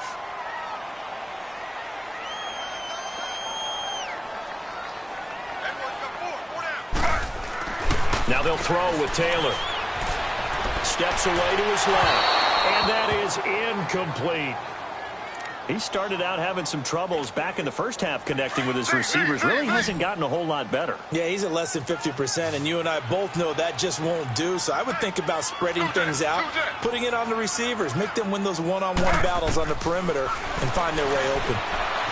Flushed out right. Now he's going to throw it deep to the other side of the field. And this is caught. Touchdown, Cleveland. Duke Johnson, his 6th touchdown of the season. And the Browns have cut it back within a score. So he scrambled right, but was able to look back toward the middle of the end zone to find the target. As you know, in this game, sometimes you just have to know when to break the rules because we all know most guys throwing the football are taught never throw back into the middle of the field on a scramble. He did it and got away with it for a touchdown. Instinct sometimes, right? They just take over. Instinct and vision. Sometimes you just see people who are open and be able to get it to them. They'll bring it back to just about the 25. Call it the 24-yard line. The Bengal offense on their way out as we look at the playoff race in the AFC. And with the final fortnight of games upon us, teams jockeying for position. Some of these games really starting to take enormous importance as they always do this time of year. I like how you use fortnight. Hey, you're impressed, aren't you? I am impressed. That means 2 weeks, if I'm not mistaken, correct? That does. But how about exactly what you're talking about? Going down the stretch, how much importance is placed on these games. Look, everyone talks about every game's important. When you get to this time of year, maybe that importance gets quadrupled. And that's where we are right now to see who can make their last run, their last push to get into the playoffs. Now the first play of the drive there is incomplete.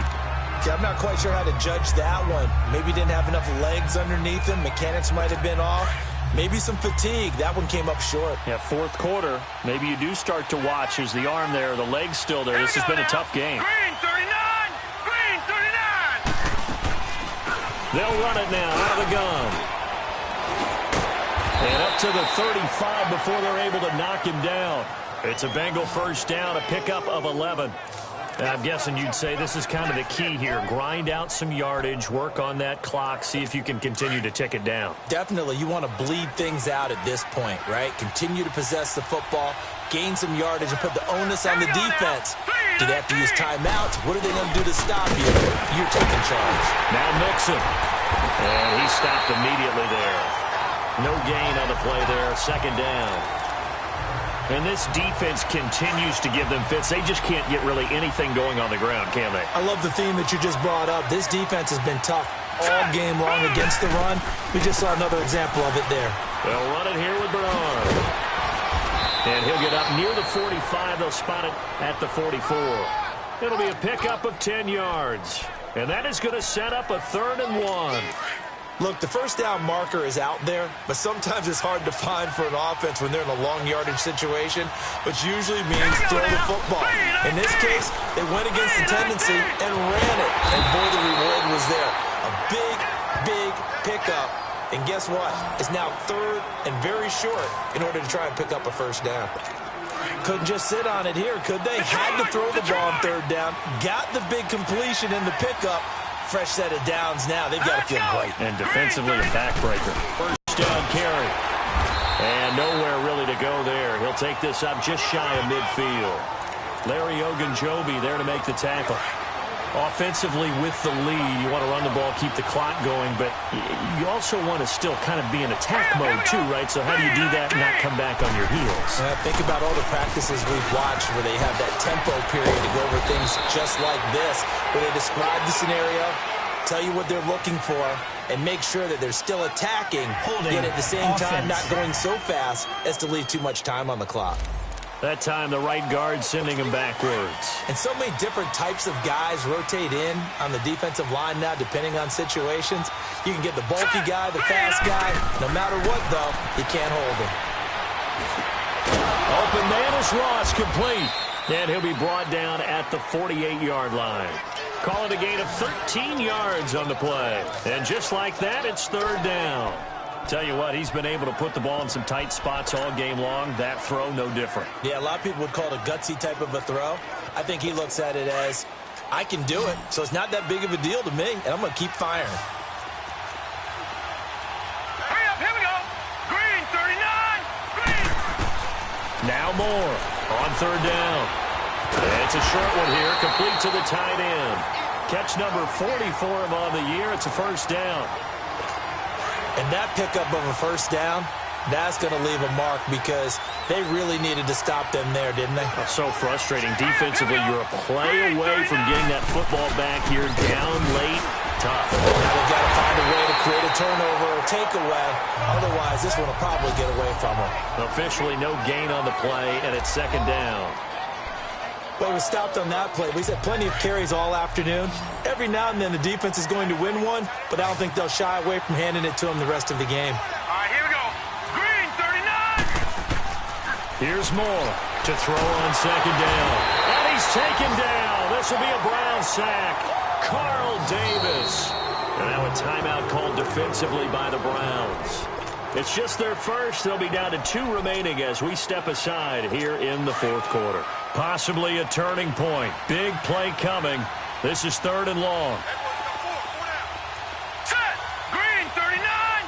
Green, 39. Moore from the gun. He'll throw. And look at this. They get the turnover they needed. It's intercepted. Picked off by the linebacker, Joe Schobert. And his crew will take over with a football at the 35-yard line. Well, when you start thinking of guys that are in the mix for Defensive Player of the Year, I think you use him as Exhibit A. Maybe he's not the leading guy right now, but he's at least on the periphery and deserves to be in the discussion. And because of that, he's looking at a game today where in order to make that big move and maybe become the guy, he needs multiple takeaways, multiple big plays, things that get our attention and reverberate for weeks to come. This drive starting off on the right foot, 18 yards. Being chased out left. Now he'll throw deep left side. So they took a shot on 1st down but couldn't connect. This defense was definitely alert to the possibility of the deep ball, and they were more than ready for it. They've got the lead, 4th quarter. Maybe can expect more passes like that downfield. Taylor incomplete on 1st down. Here's 2nd and 10. To throw again. Taylor forced out to his left. And he'll get it inside the 40 to the 39. He turned that into a nice gain, gets him 8 yards closer for third down. This is 3rd and 2, maybe the biggest play in this football game. Now Taylor. And they're able to get this one past the 30 down to the 25. 13 yards to pick up there. Good for a Cleveland first. So the Browns in possession of the football here as we get you reset. And let's see what they've come up with offensively after having time to talk it over. Now it's Taylor, buying time to his left. And he'll go out of bounds in the red zone just inside the 20. He'll get 10 there all on his own, but it'll be 2nd down. Well, he's proven real effective running the football. No one open, don't force it. Just get what you can, and that's what he's done very well in this game. Slow.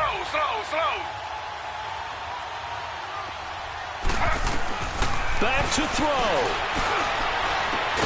That is caught inside the 5. And all the way down inside the 5 to the 4. A couple of recent pickups. Taylor finding Landry for the Cleveland first down. This defense needs a big play in the worst way because so far, they're not putting up much of a fight. If they don't get a stop here soon, this game could be over for them. Here's Johnson. And he's in. Touchdown, Browns. Duke Johnson with now 2 fourth-quarter touchdowns. And the Browns are within an extra point of tying this thing up. The extra point, a vital one, and he gets it to go. And, partner, we've got a tie game here in the 4th. Set to go now with the kickoff. These two teams all even again as we continue in this wild 4th quarter. This is fielded a couple yards deep. And the decision to bring it out will cost him about 5 yards as he'll get this only back to the 20. Cincinnati now ready to take the field. They've got work to do, but they do still have a bit of time here. And they've got to feel comfortable with that, but they have all their play sequences called. If they get out of bounds, that allows them to huddle and call another play, but if they don't, it's hurry up to the line of scrimmage and either spike it and stop the clock or continue to move it downfield in order to try and get in range and win this game. See if they can do just that. More now. That one taken in by Carlos Henderson. They call it a gain of 19, and it moves the chains. First down now, but that clock rolling.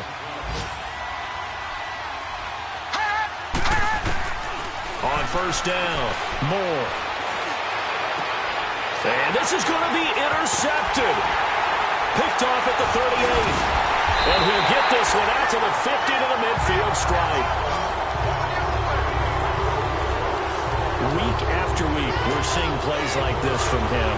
I think he's in line. We've discussed it before for NFL Defensive Player of the Year. And a big reason why, I think, is because of his ball skills. And that's something that, for guys of his position, they've talked about it for years. They've done the drills. But they've really increased it in recent seasons because of the offense have gotten so good. He knows how to take the ball away. That is huge for a defender. So many times we talk about having good eye discipline when you're playing defense, making sure your eyes are in the proper place on a given play. Looks like that discipline came to the front there, didn't it? They were able to hold him for a short gain when he took off running. And he's got this one complete to Callaway. And now the Bengal defense here calling a timeout. As the clock will stop with 35 seconds left to go. From the 34 now, here's 1st and 10.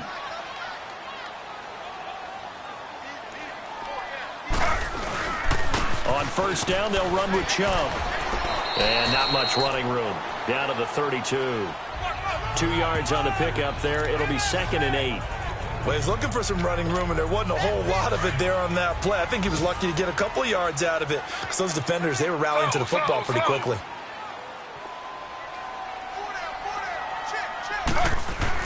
Taylor to throw.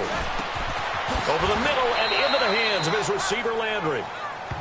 8 yards on the pickup there, and it moves the sticks. Now here's a timeout, as they will indeed call it with 5 seconds to go and a chance with a field goal to win the game. And the clock will now stop as a timeout is called with 5 seconds left.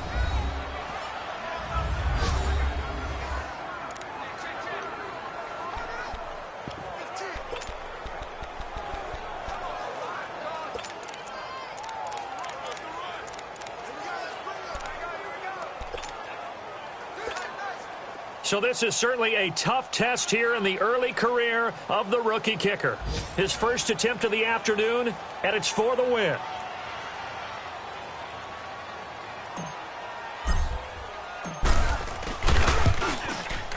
And his kick is good.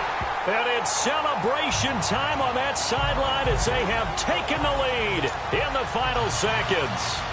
He hasn't missed a kick all year. Why would he start now? That's a great question, isn't it? Well, maybe because that was the most nerve-wracking kick he had to attempt all year, but he knocked it through just like it was an easy chip shot. Well, this one, partner, was fun down to the very end. They got the points late, right before the whistle. Then the ensuing kickoff. They were hoping for magic on the other side, but couldn't get that spark. Fun if you won, and fun for us because we got to watch it and call it. That magic that you were talking about didn't occur at the end, but what a game all the way through. So for the Browns,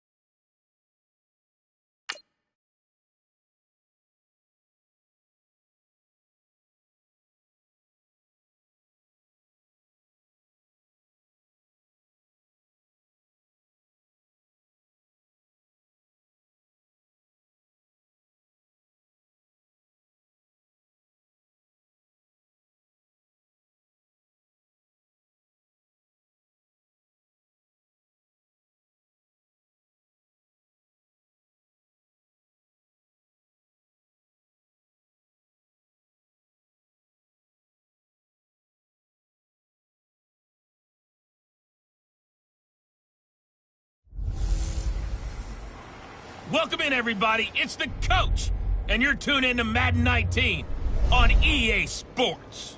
Straight ahead, we'll see the Cleveland Browns behind the #1 overall pick in the draft, Baker Mayfield, as they get set to take on the rookie, Lamar Jackson, and the Baltimore Ravens. I'll be back with you again with scores around the league at halftime. But kickoff right around the corner. Standing by to call the action, here are Brandon Gaudin and Charles Davis. Coach, thanks. CA Sports coverage of the NFL brings us to the Inner Harbor and M&T Bank Stadium here in Baltimore, Maryland. The Raven defense taking the field a few moments ago, and their all-time leading sack man, Terrell Suggs, was firing up the troops. They get set for what should be a good matchup with the Cleveland Browns. Alongside Charles Davis, I'm Brandon Gaudin. And, Charles, you look at this Raven team as they get ready here. They come in after tasting defeat for the first time in about a month as their loss snapped a 4-game winning streak. Meanwhile, for the Browns here, they've been in a great group. Winners of 7 of their last 10 on the year.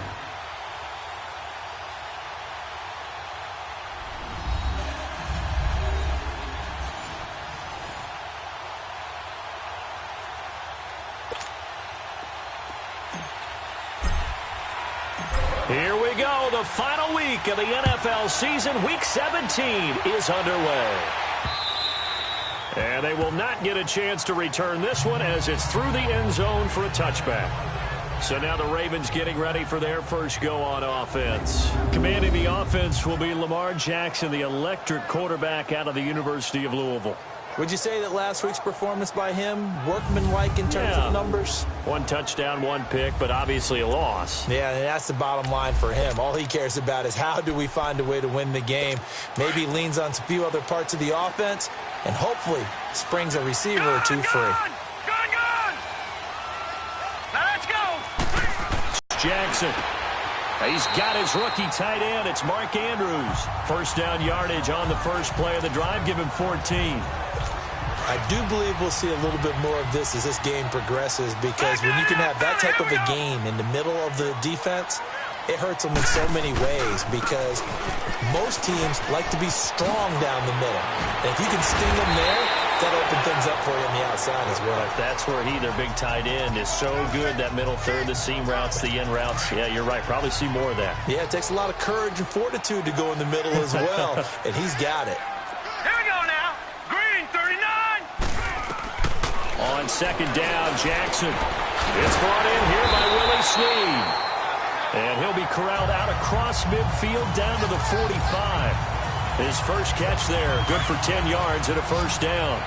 I think it all came together there. In-breaking route, drove it with excellent pace. Money throw right there to move the sticks. They go play action here on first down. And he gets this one to Michael Crabtree. And he works it past the 30, almost to the 25. And for Crabtree from a week ago, there are the numbers. 5 catches, 86 yards. And he was able to get open there, but that's not always easy against this bunch defensively. We are deep enough into the season where numbers count. This is the #1 rated defense in the NFL. He'll have a tough time. And he'll get this one down to about the 27. Just a yard on the pickup there, and it'll bring up a 2nd and 9. And the Buffet boys, the O-line, hopefully they're ready today. Listen, you got to feed them first. But if you do, you usually get a great product out on the field. And when they play well, the quarterback can't wait to feed them afterwards.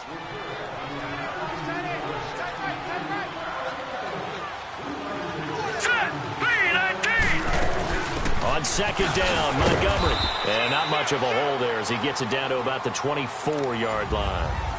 Call it about a gain of 3, and they'll be looking at a 3rd and 7 coming up. Well, I think that's what they're going to need to do here in the first half. You've got to take some pressure off of this young quarterback, and no better way to do it than to establish the running game early. Now it's Jackson. Underneath to Allen. And now running right through it. And he'll go out of bounds inside the 15-yard line. The Raven passing game getting in sync. Another first down. I don't think it's a surprise they're throwing the football early. We expected that. They told us they were going to come out firing, but 4 for 4 on the opening drive. They like that. They don't just like it, they love it, because now everyone gets locked in. Your confidence jumps up. Everyone's easy about what they're doing out there. And by the way, they're looking at the sideline thinking to themselves and expressing, let's keep throwing it. We're doing pretty well. A rare misstep on that last play because the drive has been strong, but now it's 2nd and 12. All right, here we go. 3-19. A give. This is Montgomery. And effective running here. He'll take it down inside the 10. And he's able to get more than half of what they needed. That brings up a 3rd and 5. But you got to give kudos to your offensive line and the guy carrying the ball because they were in a second and long situation. It seemed pretty dire, but they brought it back to third and manageable with that run. Now it's Jackson, and this is going to be incomplete. I'm not sure we could spot any tendency here on this third down. They could have run it or passed it. Either one was available. They chose to try and get it through the air, but they were unsuccessful. And Tucker's kick right there. It's good. And the Ravens strike first at 3-zip. So the field goal there caps what winds up to be an 11-play drive. Well, partner, that's a lot of offense to run there to only get 3 points. I just wonder, are they going to recycle those plays because they were successful in getting 3? Or do you go to another section of the playbook trying to find ones that get you into the end zone and get you 6? So here come the Browns for their first drive on offense. Orchestrating the offense will be the top pick in the 2018 draft, and that's Baker Mayfield. In his stat line last week, that's not going to get him to the Pro Bowl. All right, no touchdowns, no interceptions, but they won. And so the bottom line for him is team won, managed the game effectively, led them to victory. He's doing all the right things. Mayfield going to lead the Browns up now, 1st and 10, just shy of the 30. Mayfield now looking to throw on 1st down, and he rifles it complete, caught by Landry. And he'll be taken down, but not before they work it across midfield. A really nice gain of 25 yards. And let's face it, that what we just saw there, not a surprise, is it? I mean, this is what he does well. And if you don't tackle him as soon as he catches the ball, this is the end result. Big yardage after that. Got the speed and the agility, so good with run after catch. And we're only in the first quarter, so they better get a wrangle and a hold on that quickly. Yeah, you're exactly right. And what's really difficult to try and defend him is if you want to press him so that you get him on the ground quickly after the catch, a lot of times he'll just run past you at the initial point of contact, and he'll go deep. Here's Mayfield, over the middle, complete. It's Higgins. And he works it past the 30, almost to the 25. The Browns passing game finding its stride. They've got another 1st down. The goal for any offense versus his own defense, find the holes where guys are available and put the ball in the receiver before any defender can step up and fill it. They did it well there. Perfectly executed crossing route. And not much of a hole there as he gets it down to about the 24-yard line. Give him a couple on the carry there. 2nd and 8.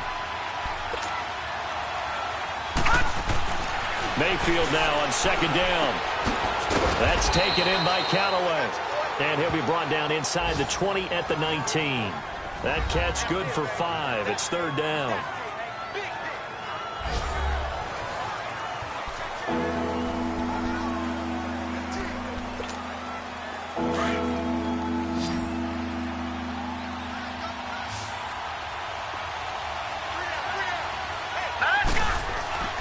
Third and short yardage. Mayfield.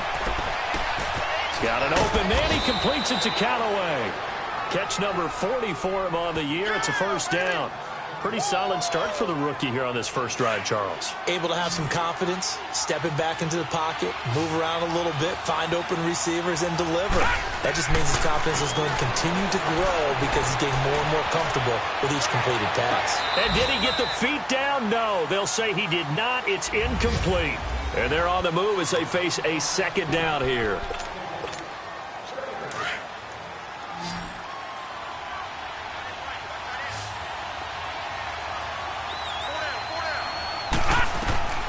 Going to the air again with Mayfield. And his throw's going to be incomplete. Chances are good he's going to be a very busy guy. 2 catches already in his opening drive, and they were looking his way for a 3rd. I think they put this defense on notice that could be a really, really frequent combination. On 3rd down, Mayfield. And probably the wise decision there. No one open. He just throws it away. And that keeps the field goal on the table as it's 4th down. I think that was a good job there defensively. They did allow him to drive all the way downfield, but once they got their backs to the goal line, they really turned up the pressure. Yeah, they let him get all the way down here. Now the field shrinks. They've struggled to convert, and that last incompletion brings up 4th. So matching field goals on our opening 2 drives. Yeah, it feels like 2 boxers feeling each other out here in the early going of the game, right? Exchanging some jabs, but none of the heavy stuff just yet. This is fielded at the chalk of the 10. And a good return as he'll be stopped just shy of the 30-yard line. The Ravens offense now, they get set to head back on the field. And last time they got 3 points, but it was a chip shot field goal. And when you go to the sideline after a chip shot field goal, maybe the offense not too happy. It's a balancing act, isn't it? Because you're exactly right. They're none too pleased that they didn't punch it in for 6 points. But they also have to remember they did put points on the board. 3 points is 3 points. And in this league, you take points when you can get them. Not easily done. His first carry of their second drive, pretty solid. And, of course, remember back to their first drive, really strong throughout that one. Not only is he getting good blocking up front, but how about his vision to find the holes? And he's seeing things before they even open and hurdling through them. And the play goes for 19 yards, gives him a new set of downs. Quarterbacks love slant routes because the receivers are breaking right into their line of vision. And receivers love them as well because they're getting the ball on the move and able to catch it and try and get upfield and gain additional yardage. Now Montgomery, and that one blown up quickly as he's going to be stopped before he could even get started. You mentioned very early on the need to establish a running game for this young QB. They really haven't been able to do that, though, in the first half. So that means what in halftime? Adjustments time, right? Figure out what they are, figure out the things that they really want to accomplish. And he is into the end zone for a Baltimore touchdown. Michael Crabtree with touchdown number 7 on the year. And the Ravens are in for 6. And correct me if I'm wrong, that was just a simple fly route, wasn't it? No, there's nothing to correct at all. You got it down pat. And I just remember as a player, when I'd be in practice sessions, and I'd hear 9 from the receivers, that meant fly route, go, look out. That was the 9, and he just kept going all the way into the end zone for the touchdown. And a nice return sets him up pretty good here at the 30-yard line. The Browns offense heading out as we take a look at the playoff picture in the AFC. Well, we do know, Charles, they will be in the playoffs. They currently sit at pole position number 1, but nothing's set in stone right now. They still have to earn that top spot. And it makes me reflect back to preseason when you and I do our tours of camps. The prevailing message in each and every one of them was what? Win the division. Win the division. Win the division. You know you're in the playoffs. It means something. It means a home game. It means a number of other things, but winning the division is paramount. You're right. They won't step off the gas here. Handoff comes to Chubb. And he is tackled inside the 40, not quite to the 35. It's a gain of 10, and the Browns are going to get a first down. He's quite an eyeful, isn't he? Big, strong, physical guy. When he came out of school, and when I looked at my draft board, I went back through my notes to see how I had him rated. The number 2 back on my board coming out of college. Why? As I mentioned, big, strong, powerful guy, faster than you would think, and has the ability to catch the football out of the backfield, something that we didn't know he truly possessed. We saw that in the offseason workouts. Now he's putting his running ability to... Njoku pulls this one in. He's got it for a Cleveland touchdown. David Njoku, his first touchdown on the year. And the Browns are within an extra point of tying this thing up. And he just did get those feet in there on the side of the end zone. Well done. Probably the exact size foot necessary, because I think if he had another half size, that catch doesn't count. And he's able to get it in, and it counts for a touchdown.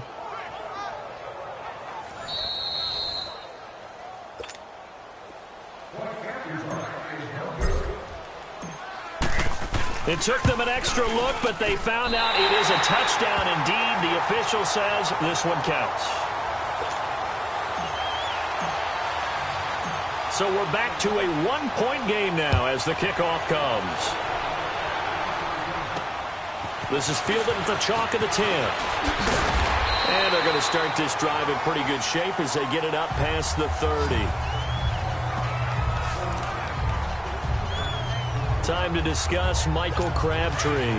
And the previous drive put him up over 1,000 yards for the season. So now it's what you like to refer to, my friend, as gravy time, right? It is. I mean, he's done it, right? He's accomplished the goal. So the good players, they relax a little. They bask in it. They think this is, okay, we've done what we set out to do. The great players decide to push that number as high as they possibly can. I don't expect him to have any let-up in his game the rest of the way. Great thing if you're on the opposite side. He's such a weapon. He just opens things up for the other guys around him. Yeah, if you're the opposite receiver, you should expect a few passes to come your way, too, because I've got to kick coverage in his direction. A big one there for the Ravens. It goes for 18. If you're running out route, it's likely you're going to end up near the sideline. And what did we just see there? Toe tap. You got it. The benefits of practice. Toe tapping, foot dragging, picking it up, and making sure it was a catch. And certainly some style points there on the spin. Not a whole lot thereafter, but still a pretty good gain. A good pickup there. 8 yards on the first down completion. Nothing fancy on first down, but a very consistent type of a play. Hit that slant. A lot of people call it an extension of the running game, and it can be if that pass is completed, because you hit a guy on the run like that, you often can go for big yardage. Sets him up nicely for second down, staying ahead of schedule. And this one caught by Max Williams. And he'll get it down on the play to the 37. First target, first catch, and a first down. Many different ways to create space, but on that play, he did it with that big, wide body of his. Didn't get a whole lot of yardage on the play, but it did what it was supposed to. Pick up a first down. 2 minutes to go here in the first half. We're back to Baltimore after this. And we'll remind you that coming up at halftime, we'll join Jonathan Coachman and the gang in Orlando. Coach will have stats and scores from the early games going on here around the NFL. Throwing now, Jackson on first down. And the Browns pressure gets to him that time, and he's going to go down. Myles Garrett, he's the one to get him, and that's sack number 7 for him on the year. You never want to give up a sack. From the O-line's perspective, they hate it for several reasons, especially because they felt like they left little brother down back there in the pocket. Oh, no doubt. They have a ton of pride, and they go into every job wanting to keep that guy clean. They want that uniform with no grass stains, no dirt, nothing on it. But it's really, really difficult. You're talking about some terrific athletes who are trying to put him on the ground. Green, 39. Here's Jackson on 3rd and long. And this is caught off the deflection. A big 30.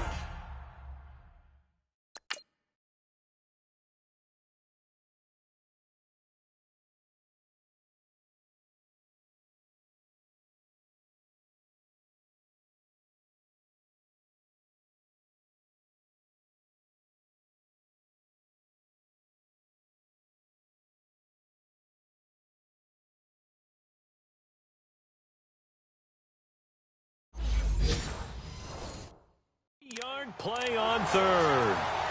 So how about this for field position after the big play? Inside the 15 now as they come up on 1st and 10. Green, 39. From the red zone now, here's Jackson on 1st down. And he'll take it into the end zone for a Ravens touchdown.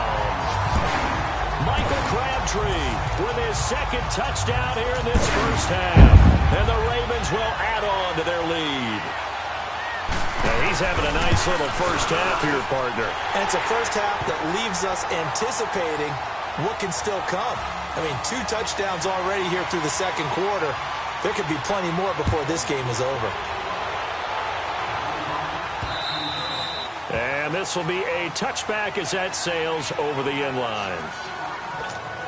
The Browns offense trotting back onto the field.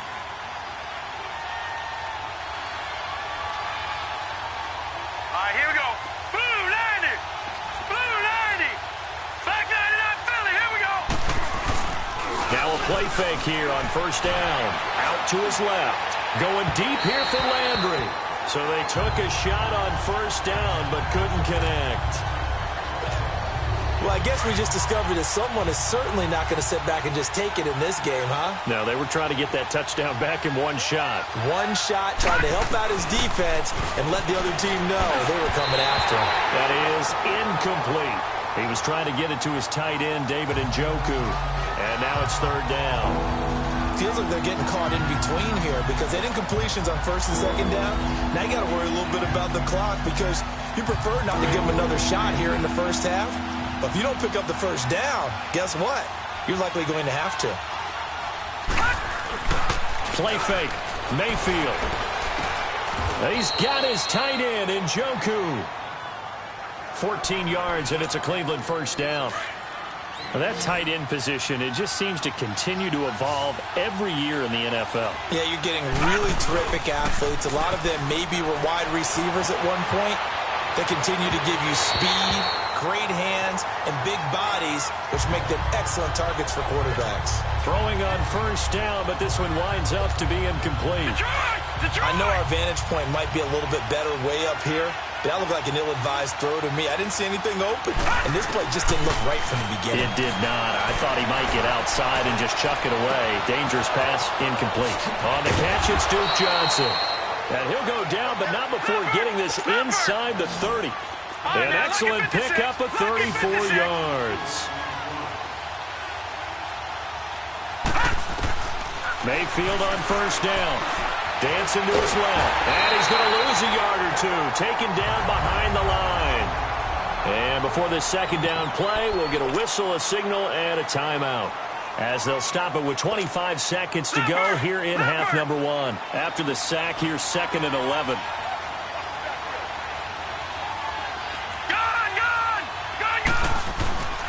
Mayfield on play action.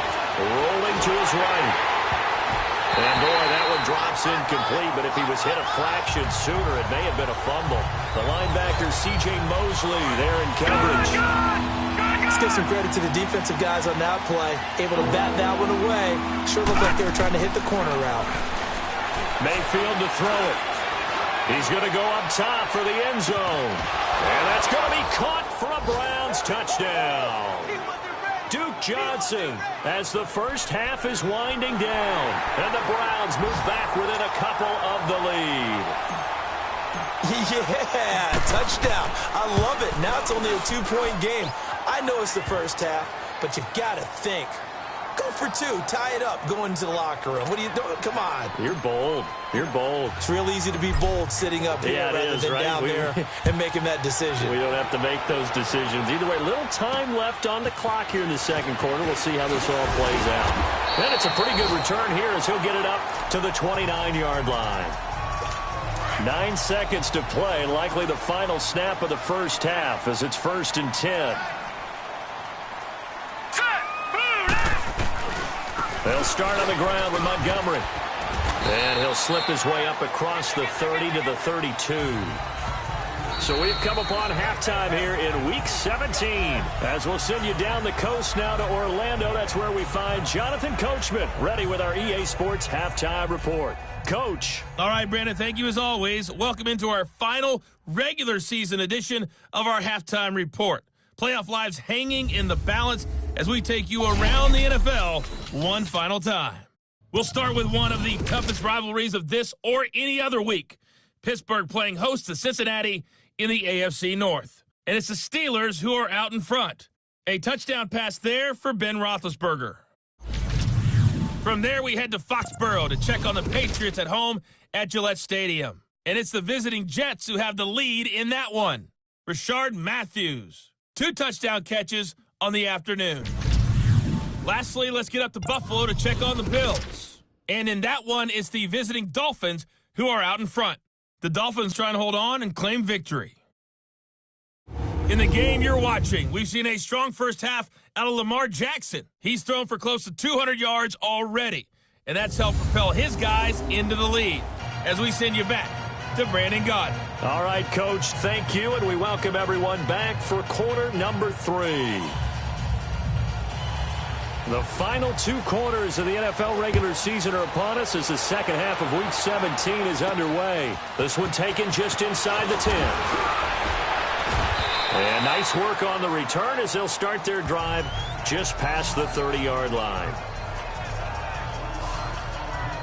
Here's the Browns offense now getting set to start off this third quarter. They're down here, but very much in this game. What's the tonality of a coach's talk when a game is within striking distance like this at intermission?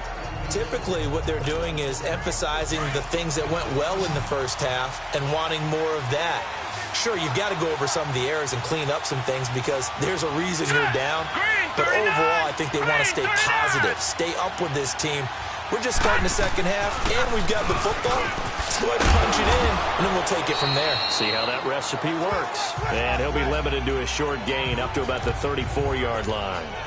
3 yards on the pickup there, and it'll be second down.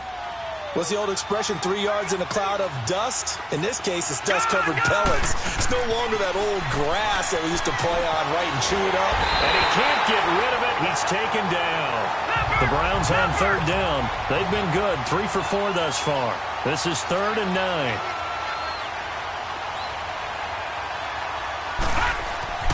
To throw, Mayfield. Now he'll dump it underneath to his running back, complete. And they'll get it up just short of the 45 at the 44. 13 yards to pick up there. Good for a Cleveland first. We always talk about having to read defenses and how complicated that is. Well, this was an excellent read. Read the pressure and got rid of the football before it even got to him for a nice game. And when they're blitz, under a heavy rush, and down he goes. Now, we talk about players blitzing all the time. I often laugh and sometimes call it just straight-ahead pursuit. What a running start right back to the backfield for him. Yeah, it really didn't give anybody a chance to get up there and stop him. No, I mean, that's really, really difficult. You're asking a whole lot anyway, but when he gets that kind of start and comes through clean, oftentimes the advantage definitely goes to the defensive player. They get 2 yards back, but they're going to need a lot more than that here on third down. The Browns on third down. They've been near perfect, 4 for 5 at this point. This will be a tough 3rd and 18. Mayfield down. To the right side and complete to Njoku. And they've got it well across midfield down to the 40 before it's all said and done. 23 yards on the play. As far as tight ends go, this guy's not a speed burner. He's much more of an inline blocking type of a tight end. But how about this last play? Made a nice catch and picked up a first down. That's what impresses me about him. When he's called upon, usually gets it done. And they're able to get this one past the 30 to the 25-yard line. 15 more there, and they're on a roll. It's another first down. But they're getting ready to go to work now in prime real estate after that last run. Found his spot and picked up nice yardage, didn't he? And now he's got him knocking on the door of the red zone. He couldn't quite hold it. Got hit. Ball pops out. Incomplete. Coverage was very good that time. A nice job to smother him as the ball arrived, and that ensured an incomplete pass. And it keeps 6 points off the board. Throwing again, Mayfield on 2nd and 10. Eluding the pressure right. Incomplete, almost intercepted. They haven't picked him off yet. Would have been a great time for the first, but instead it's 3rd down. Big play coming up. Here's 3rd and 10. I would expect to see some pressure here. The pressure drops off as they'll look to throw. And that will be incomplete as well. So it looked like maybe his 3rd or his 4th read on his progression. Just trying to find his outlet man that time. Ends up leading him just a bit too much.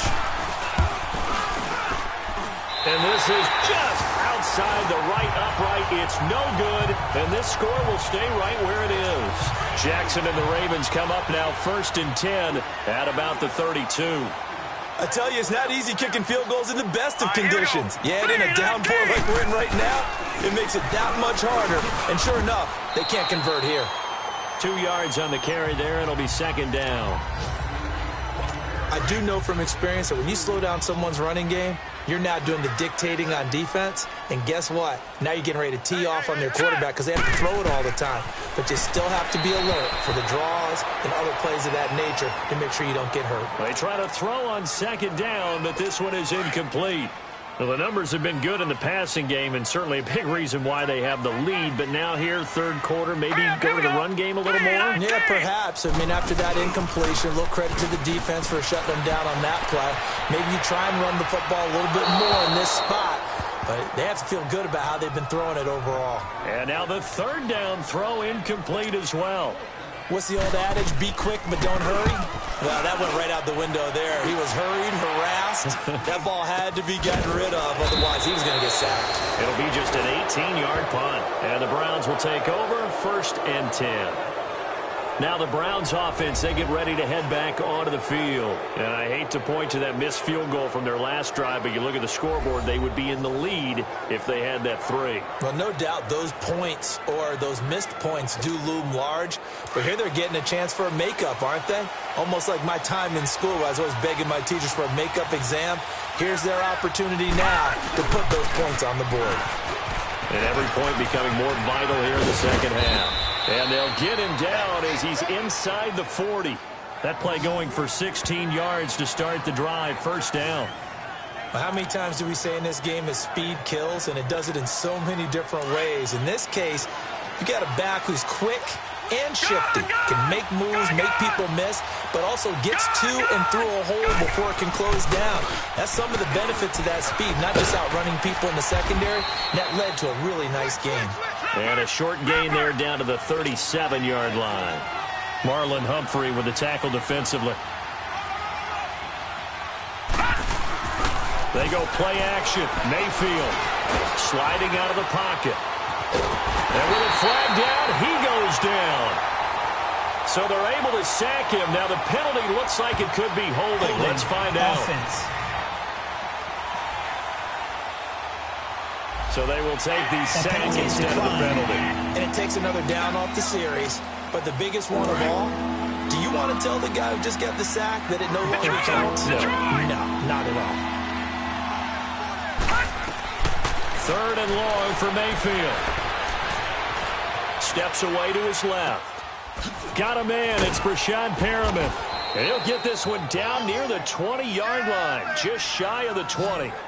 And a nice gain of 21 yards. On any given pass play, you never know exactly where your exit points are going to be.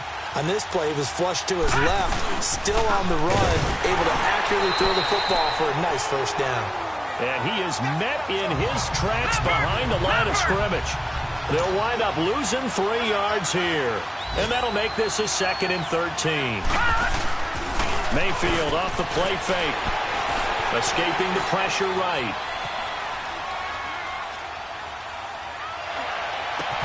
And he will be brought down at about the 6-yard line.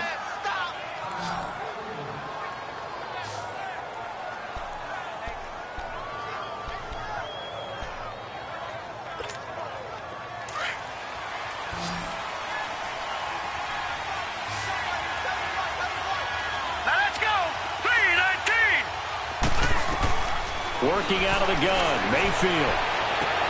And this is intercepted, but they'll say out of bounds. So very close to a turnover there in the end zone. I know every offense wants to start their snaps closer to the goal line, but it's actually harder to throw the ball in those situations. You throw into that tight coverage, you see what happens. Hard to get the ball in there. Not enough space there. Lucky maybe that it wasn't intercepted.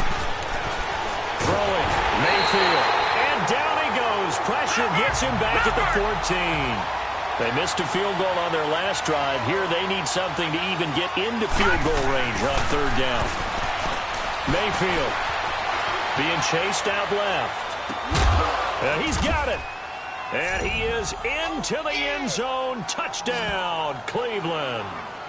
3 touchdown passes now for the rookie Baker Mayfield. And the Browns were able to cash in for 6. And remember, partner, that's a rookie quarterback back there. Apparently, he's getting the hang of this NFL thing pretty quickly. Had 3 touchdown passes. You're right, he looks comfortable. What are they doing? Anything in particular? Well, they keep talking about making sure they're giving him plays that fit.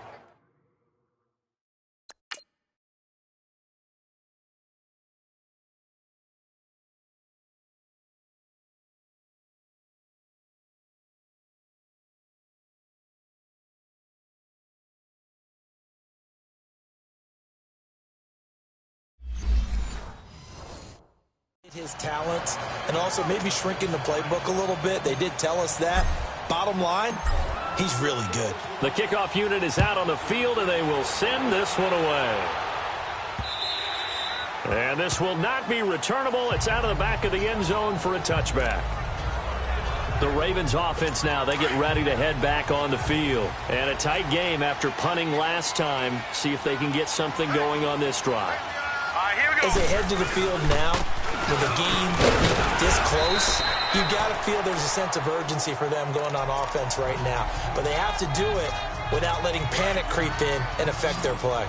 They'd love to just strike back with a touchdown right here, and if it's a long play, so be it. But the main goal, get a couple of first downs, run some plays, run some clock, allow their defense to get a chance to catch their breath, settle down. Back now in Baltimore. It's the Ravens with possession of the football, but trailing on the big board as we get set for the fourth. Here we go. 3-19. Now Jackson on second down. Throwing middle, but it's incomplete. He was looking for Ty Montgomery that time, and that'll make it third down. He's second in the NFL in interceptions, and you understand why. He plays the game with great intelligence, understands positioning, and has a great ability to break on the football when it's in the air. So fun to watch his closing speed, and another example of it on that play. And incomplete. The contact made the ball roam free and brings up fourth down. Here's Sam Cook now, as he'll kick it away for the second time. And he'll get this away into the icy winter air. Landry now on the return. A 7-yard return following a punt of 45 yards. And out will come the offense as they take over. Mayfield going to lead the Browns up now, 1st and 10, just shy of the 30. A first down throw for Mayfield. Nowhere to escape, and he goes down. This has been a tough one for this offensive line. It appears almost like they've been on roller skates this entire game, the way they've been pushed around. 6 sacks given up in this one. Well, they're in some hot water now. After that sack, it's 2nd and 21. Gone! From the shotgun, it's Mayfield. Forced out to his left. Now he'll turn and throw deep back to the other side of the field. And they went for a big play through the air on second down. Couldn't connect. Now it's third. One of the toughest things about playing defensive back is pattern reading, trying to figure out what they're doing. And on that one, they had to fly, just sending the guy downfield with the in route accompanying it, what people call a dagger route, trying to hit the guy underneath after the clear out. In this case, though, they're not able to get it done. Yeah, they said forget the underneath route. They went for the guy on the fly, but as you said, incomplete. Now a third down throw, but it misses the target. Incomplete. You can tell they were hoping for a flag there offensively. Several on the sideline motioning. Hey, why not a penalty? Why not a penalty? What did you see? Yeah, I think you've got to let them play, and the officials are instructed. If there's contact coming from both sides, no flag. Let them fight it out. And forces fourth down. Baltimore with good starting field position as they come up 1st and 10. Hurry up, here we go. Green 39. Green 39. From the gun, it's Jackson. Brought in left side by Snead. An excellent way to start the drive there, 18 yards. But that's what you're looking for when you want to throw the ball downfield. You want one of those guys who can play out on the perimeter, can play out wide, who can not only get open, but when they're covered, can uncover themselves downfield and create catches. He's going deep for Brown. He rifles one that's intercepted. Picked up by the rookie Denzel Ward. Maybe he telegraphed it a little bit right there. You've got a cornerback knowing that he's going against a rookie quarterback. He stepped in and picked it. You think he had a great week of preparation, looking forward to this opportunity? And the second part of that is, when you're a young quarterback, you are going to stare down targets, but oftentimes you're and look at this. They get the turnover they needed. It's intercepted. Picked off by the safety, Eric Weddle. And he's going to get this one to the 23-yard line. Well, and I saw the pressure coming at him. That just looked problematic. Hit him as he threw it, and the interception ensued. Let me pay homage to the man who stood in this spot before. He always talked about how much pressure is in the face of a guy, and can he step into a throw. And when you can't do that, oftentimes interceptions result. He'll get just a yard on the scramble. It's second down. How about a tip of the cap to the defense? They're working against a very mobile quarterback, but all day long they've kept him under wraps. And on that play, they held him to a short gain. Now Jackson. They'll set up the screen to Montgomery. And he sheds a tackle. Now he's got some space. And he is into the end zone for a Baltimore touchdown. Ty Montgomery, his 5th touchdown now on the year. And the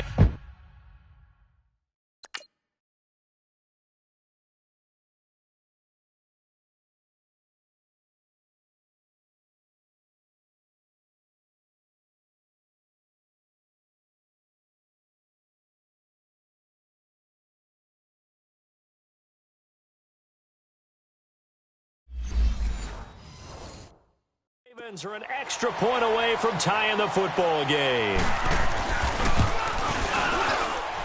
Don't forget the extra point. It's up and good. And we are tied here in the 4th quarter. So here comes the kickoff now, all even here in this 4th quarter. And that'll carry over the back line of the end zone for a touchback. Here comes the Browns offense back onto the field. And last time, 1-play interception. So this offense, they should be fresh. That's a good way of putting it. And I can't wait to see what they decide to do. Oh, bottled up. Fumble. It's out. It's loose. And the Ravens have got it.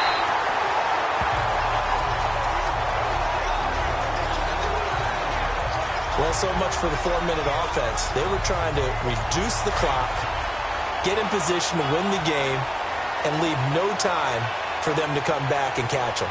And guess what? They turned the ball over. Yeah, I mean, they had it all set up for themselves, and they let it get away. And they go the wrong way here. Knocked back to the 20. It's a loss of 2 there, bringing up 2nd down. I know when I was a kid, I always got real excited when I saw those lateral-type runs. But the best backs that made it happen, they put a foot in the ground and just go. That didn't happen there. That play got swallowed up. Snead's got it. And they'll bring him down at the 13-yard line. The reception good for 7. It's 3rd down. One thing I can say pretty safely, that route is not called if you don't have a guy who can throw the ball and put some mustard on it. Because if you're going to lollipop it in the middle of the field, bad things usually happen. It takes a strong-arm guy who can rifle it in there, and they were able to successfully complete that one. Now throwing on 3rd down there, but he cannot connect.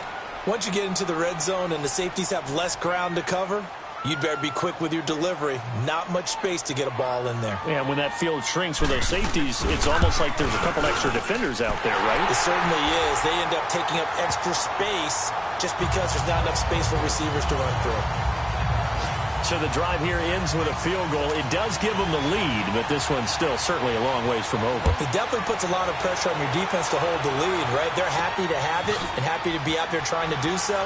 But I know as a former player, in the back of their mind, they're thinking, why don't you score the touchdown and seal this thing?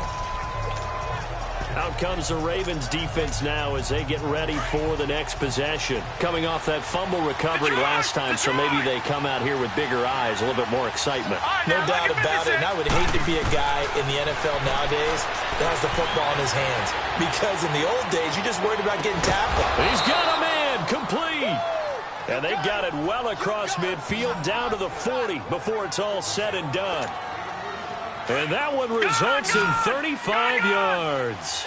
In our pregame meeting, all they talked about was keeping him hemmed in and wanting him to make his throws from the pocket because they knew he was pretty dangerous if he got outside, and he just showed it right there. Pretty good arm, too. Throwing right, and that's complete. And he's taken down inside the 30. The Browns passing game finding its stride. They've got another 1st down. Looked like the defense put pretty good pressure on him, but he's able to flush out to his right to try and evade people.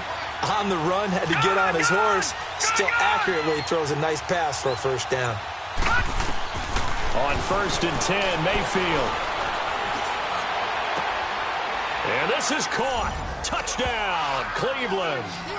What a game for the rookie Baker Mayfield. 4 touchdown passes on the afternoon. And the Browns have moved out in front here in the 4th quarter. So whatever happened to rookie quarterbacks taking time to adjust to life in the NFL? Because this guy looks like he's been doing it for about, 7 years? 4 touchdown passes? That's not something rookies are supposed to be doing with the ease in which he's doing it. Set now to kick this one away, and off it goes. This is fielded at the chalk of the 10. Able to spin free.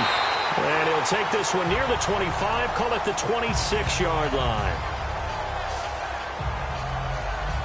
Michael Crabtree and company now heading back onto the field. Let's see here, Charles. 6 catches, over 100 yards. Call that a pretty good day at the office. Here we go. And I love the accumulation, the catches, the yardage. That means he's having a pretty good impact on this ball game and really helping his team out in a big way. He wants the football again, right? And it's funny because some of these receivers are very vocal about how much they're getting it. Others are quieter, but they still let you know, give me the ball, I'm going to make a play. There's definitely contact there, but it's the fourth quarter of a kind of tight game, and sometimes the officials just say, let them play. Kind of like your mom used to with you and your brothers. Just take the broom to you and send you out to the backyard and tell you to settle it yourselves. I like that. Yeah. There was contact. I don't know, like you said, enough to warrant the flag. It was close, though. 6 yards is the pickup, and that'll lead to a 3rd down. This a big play for both sides. What will we see here? 3rd and 4. Time for a break. We'll come back for the electrifying conclusion after this. They had the catch on 2nd down, but it didn't help at all, and now they're looking at 3rd down here. From the gun, Jackson. He gets it to Brown, complete.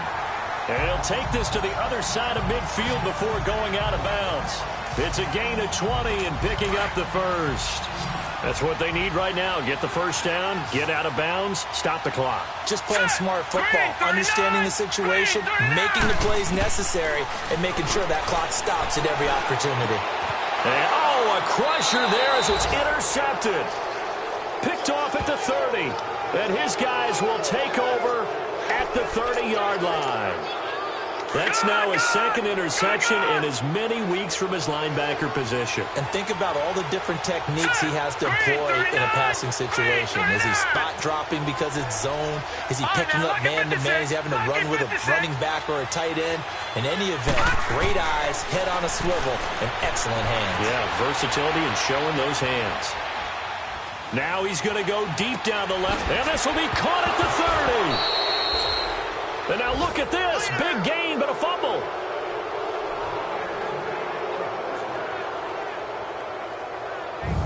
I don't know about you, but I could hear and feel the sigh of relief all the way up here in our booth. That was palpable. The sideline, the friend there. No doubt about it. The ball goes over the sideline, able to retain possession, no turnover. I know his coaches are screaming, just hang on to the ball, man. And incomplete. He dropped it in the end zone. Not too many missteps in the red zone thus far. He was going for his 5th touchdown pass. His man couldn't shake free there, but boy, you know he's going to take another shot before this one's over. Yeah, exactly, because you know 3 is good, 4 is excellent. You get 5, that's a whale of a game. So the long attempt falls innocently to the ground, and it brings up 3rd. Well, partner, I think the defensive fellas got the memo, and they decided to cover him on that play. Yeah, he's already up over 100 yards in this game. They tried a deep shot, couldn't get it. Yeah, when you've had that much success, finally someone said, let's try and put a stop to it. And he can't get a throw off. He's taken down.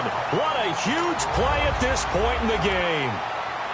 Here's Britton Colquitt now, as he'll punt it away for the 2nd time.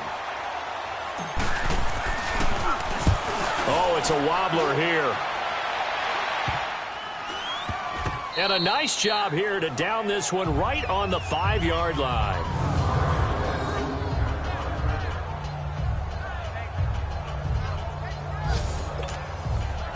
Now the Baltimore offense heading back out onto the field. They're down here in a 1-score game. But the time, it's a factor, but it's not a huge factor right now, is it? It's really not, because this amount of time gives them a chance to run their offense, to go through play sequences. And this is what they work on every week in practice, usually on a Friday. They go over this type of a situation, late game situation. What are we going to do when we have the opportunity? They've called these plays a bunch of times. Now's their chance to execute them. Well, they have the opportunity now. Here's the execution. It's an 8-yard pickup and leads to a new set of downs. He'll look to throw. And it pops free. The collision there jarred the ball loose and brings up 2nd down.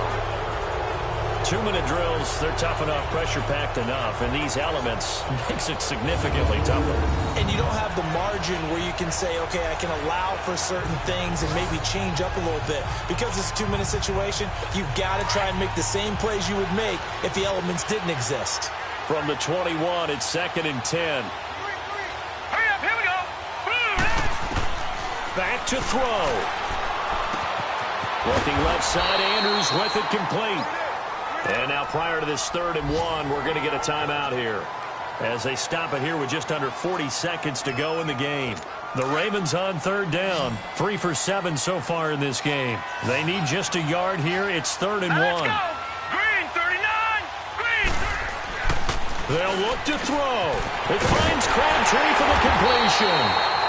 And he'll be tackled right on the chalk of the 45. The Raven passing game getting in sync. Another 1st down. And now down to 24 seconds after the spike.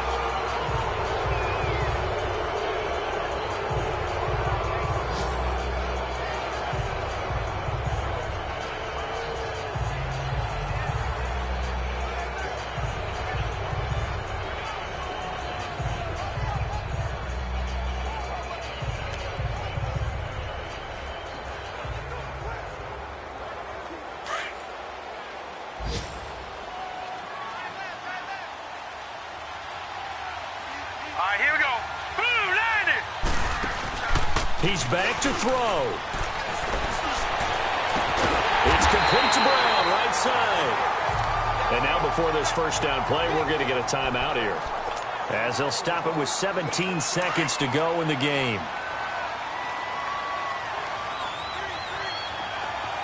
Now let's go. 3:19.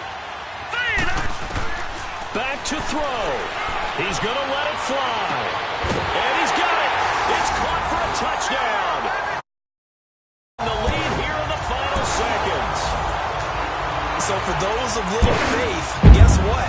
It got done. They now have the lead with that touchdown this late in the contest. I wonder if that was a play they were holding or a play that they just knew would work from past experience. Well, I just saw it in their eyes on the sideline before starting that last drive, and they did. You're right. They got it done. Looks like they're going to be the winners. And no return on this one as the fair catch is signaled for and taken. Gone, gone. Gone, gone. Gone, gone. Gone, gone. Mayfield to throw. Buying time to his left. Now a desperation throw. Oh, a crusher there as it's intercepted. Picked off by the safety, Eric Weddle. And that one, oh, it's going to hurt big time. You're in the 2-minute drill trying to get your guys down the field, and it's looking like they're going to go just short, as this is definitely not his best throw. And it'll wind up being intercepted. And he'll fight forward to about the 27-yard line. Typically, we think it's the strong safeties that are better tacklers, especially closer to the line of scrimmage amidst traffic. But in this case, how about the free safety coming up and making the big-time play? Game, and we got rain throughout the entire game, but these two teams, they had fun getting dirty out there. They love the slop. Did you trust the forecast ahead of time? Are you one of those guys that's skeptical about it, or did you trust it? But when I saw just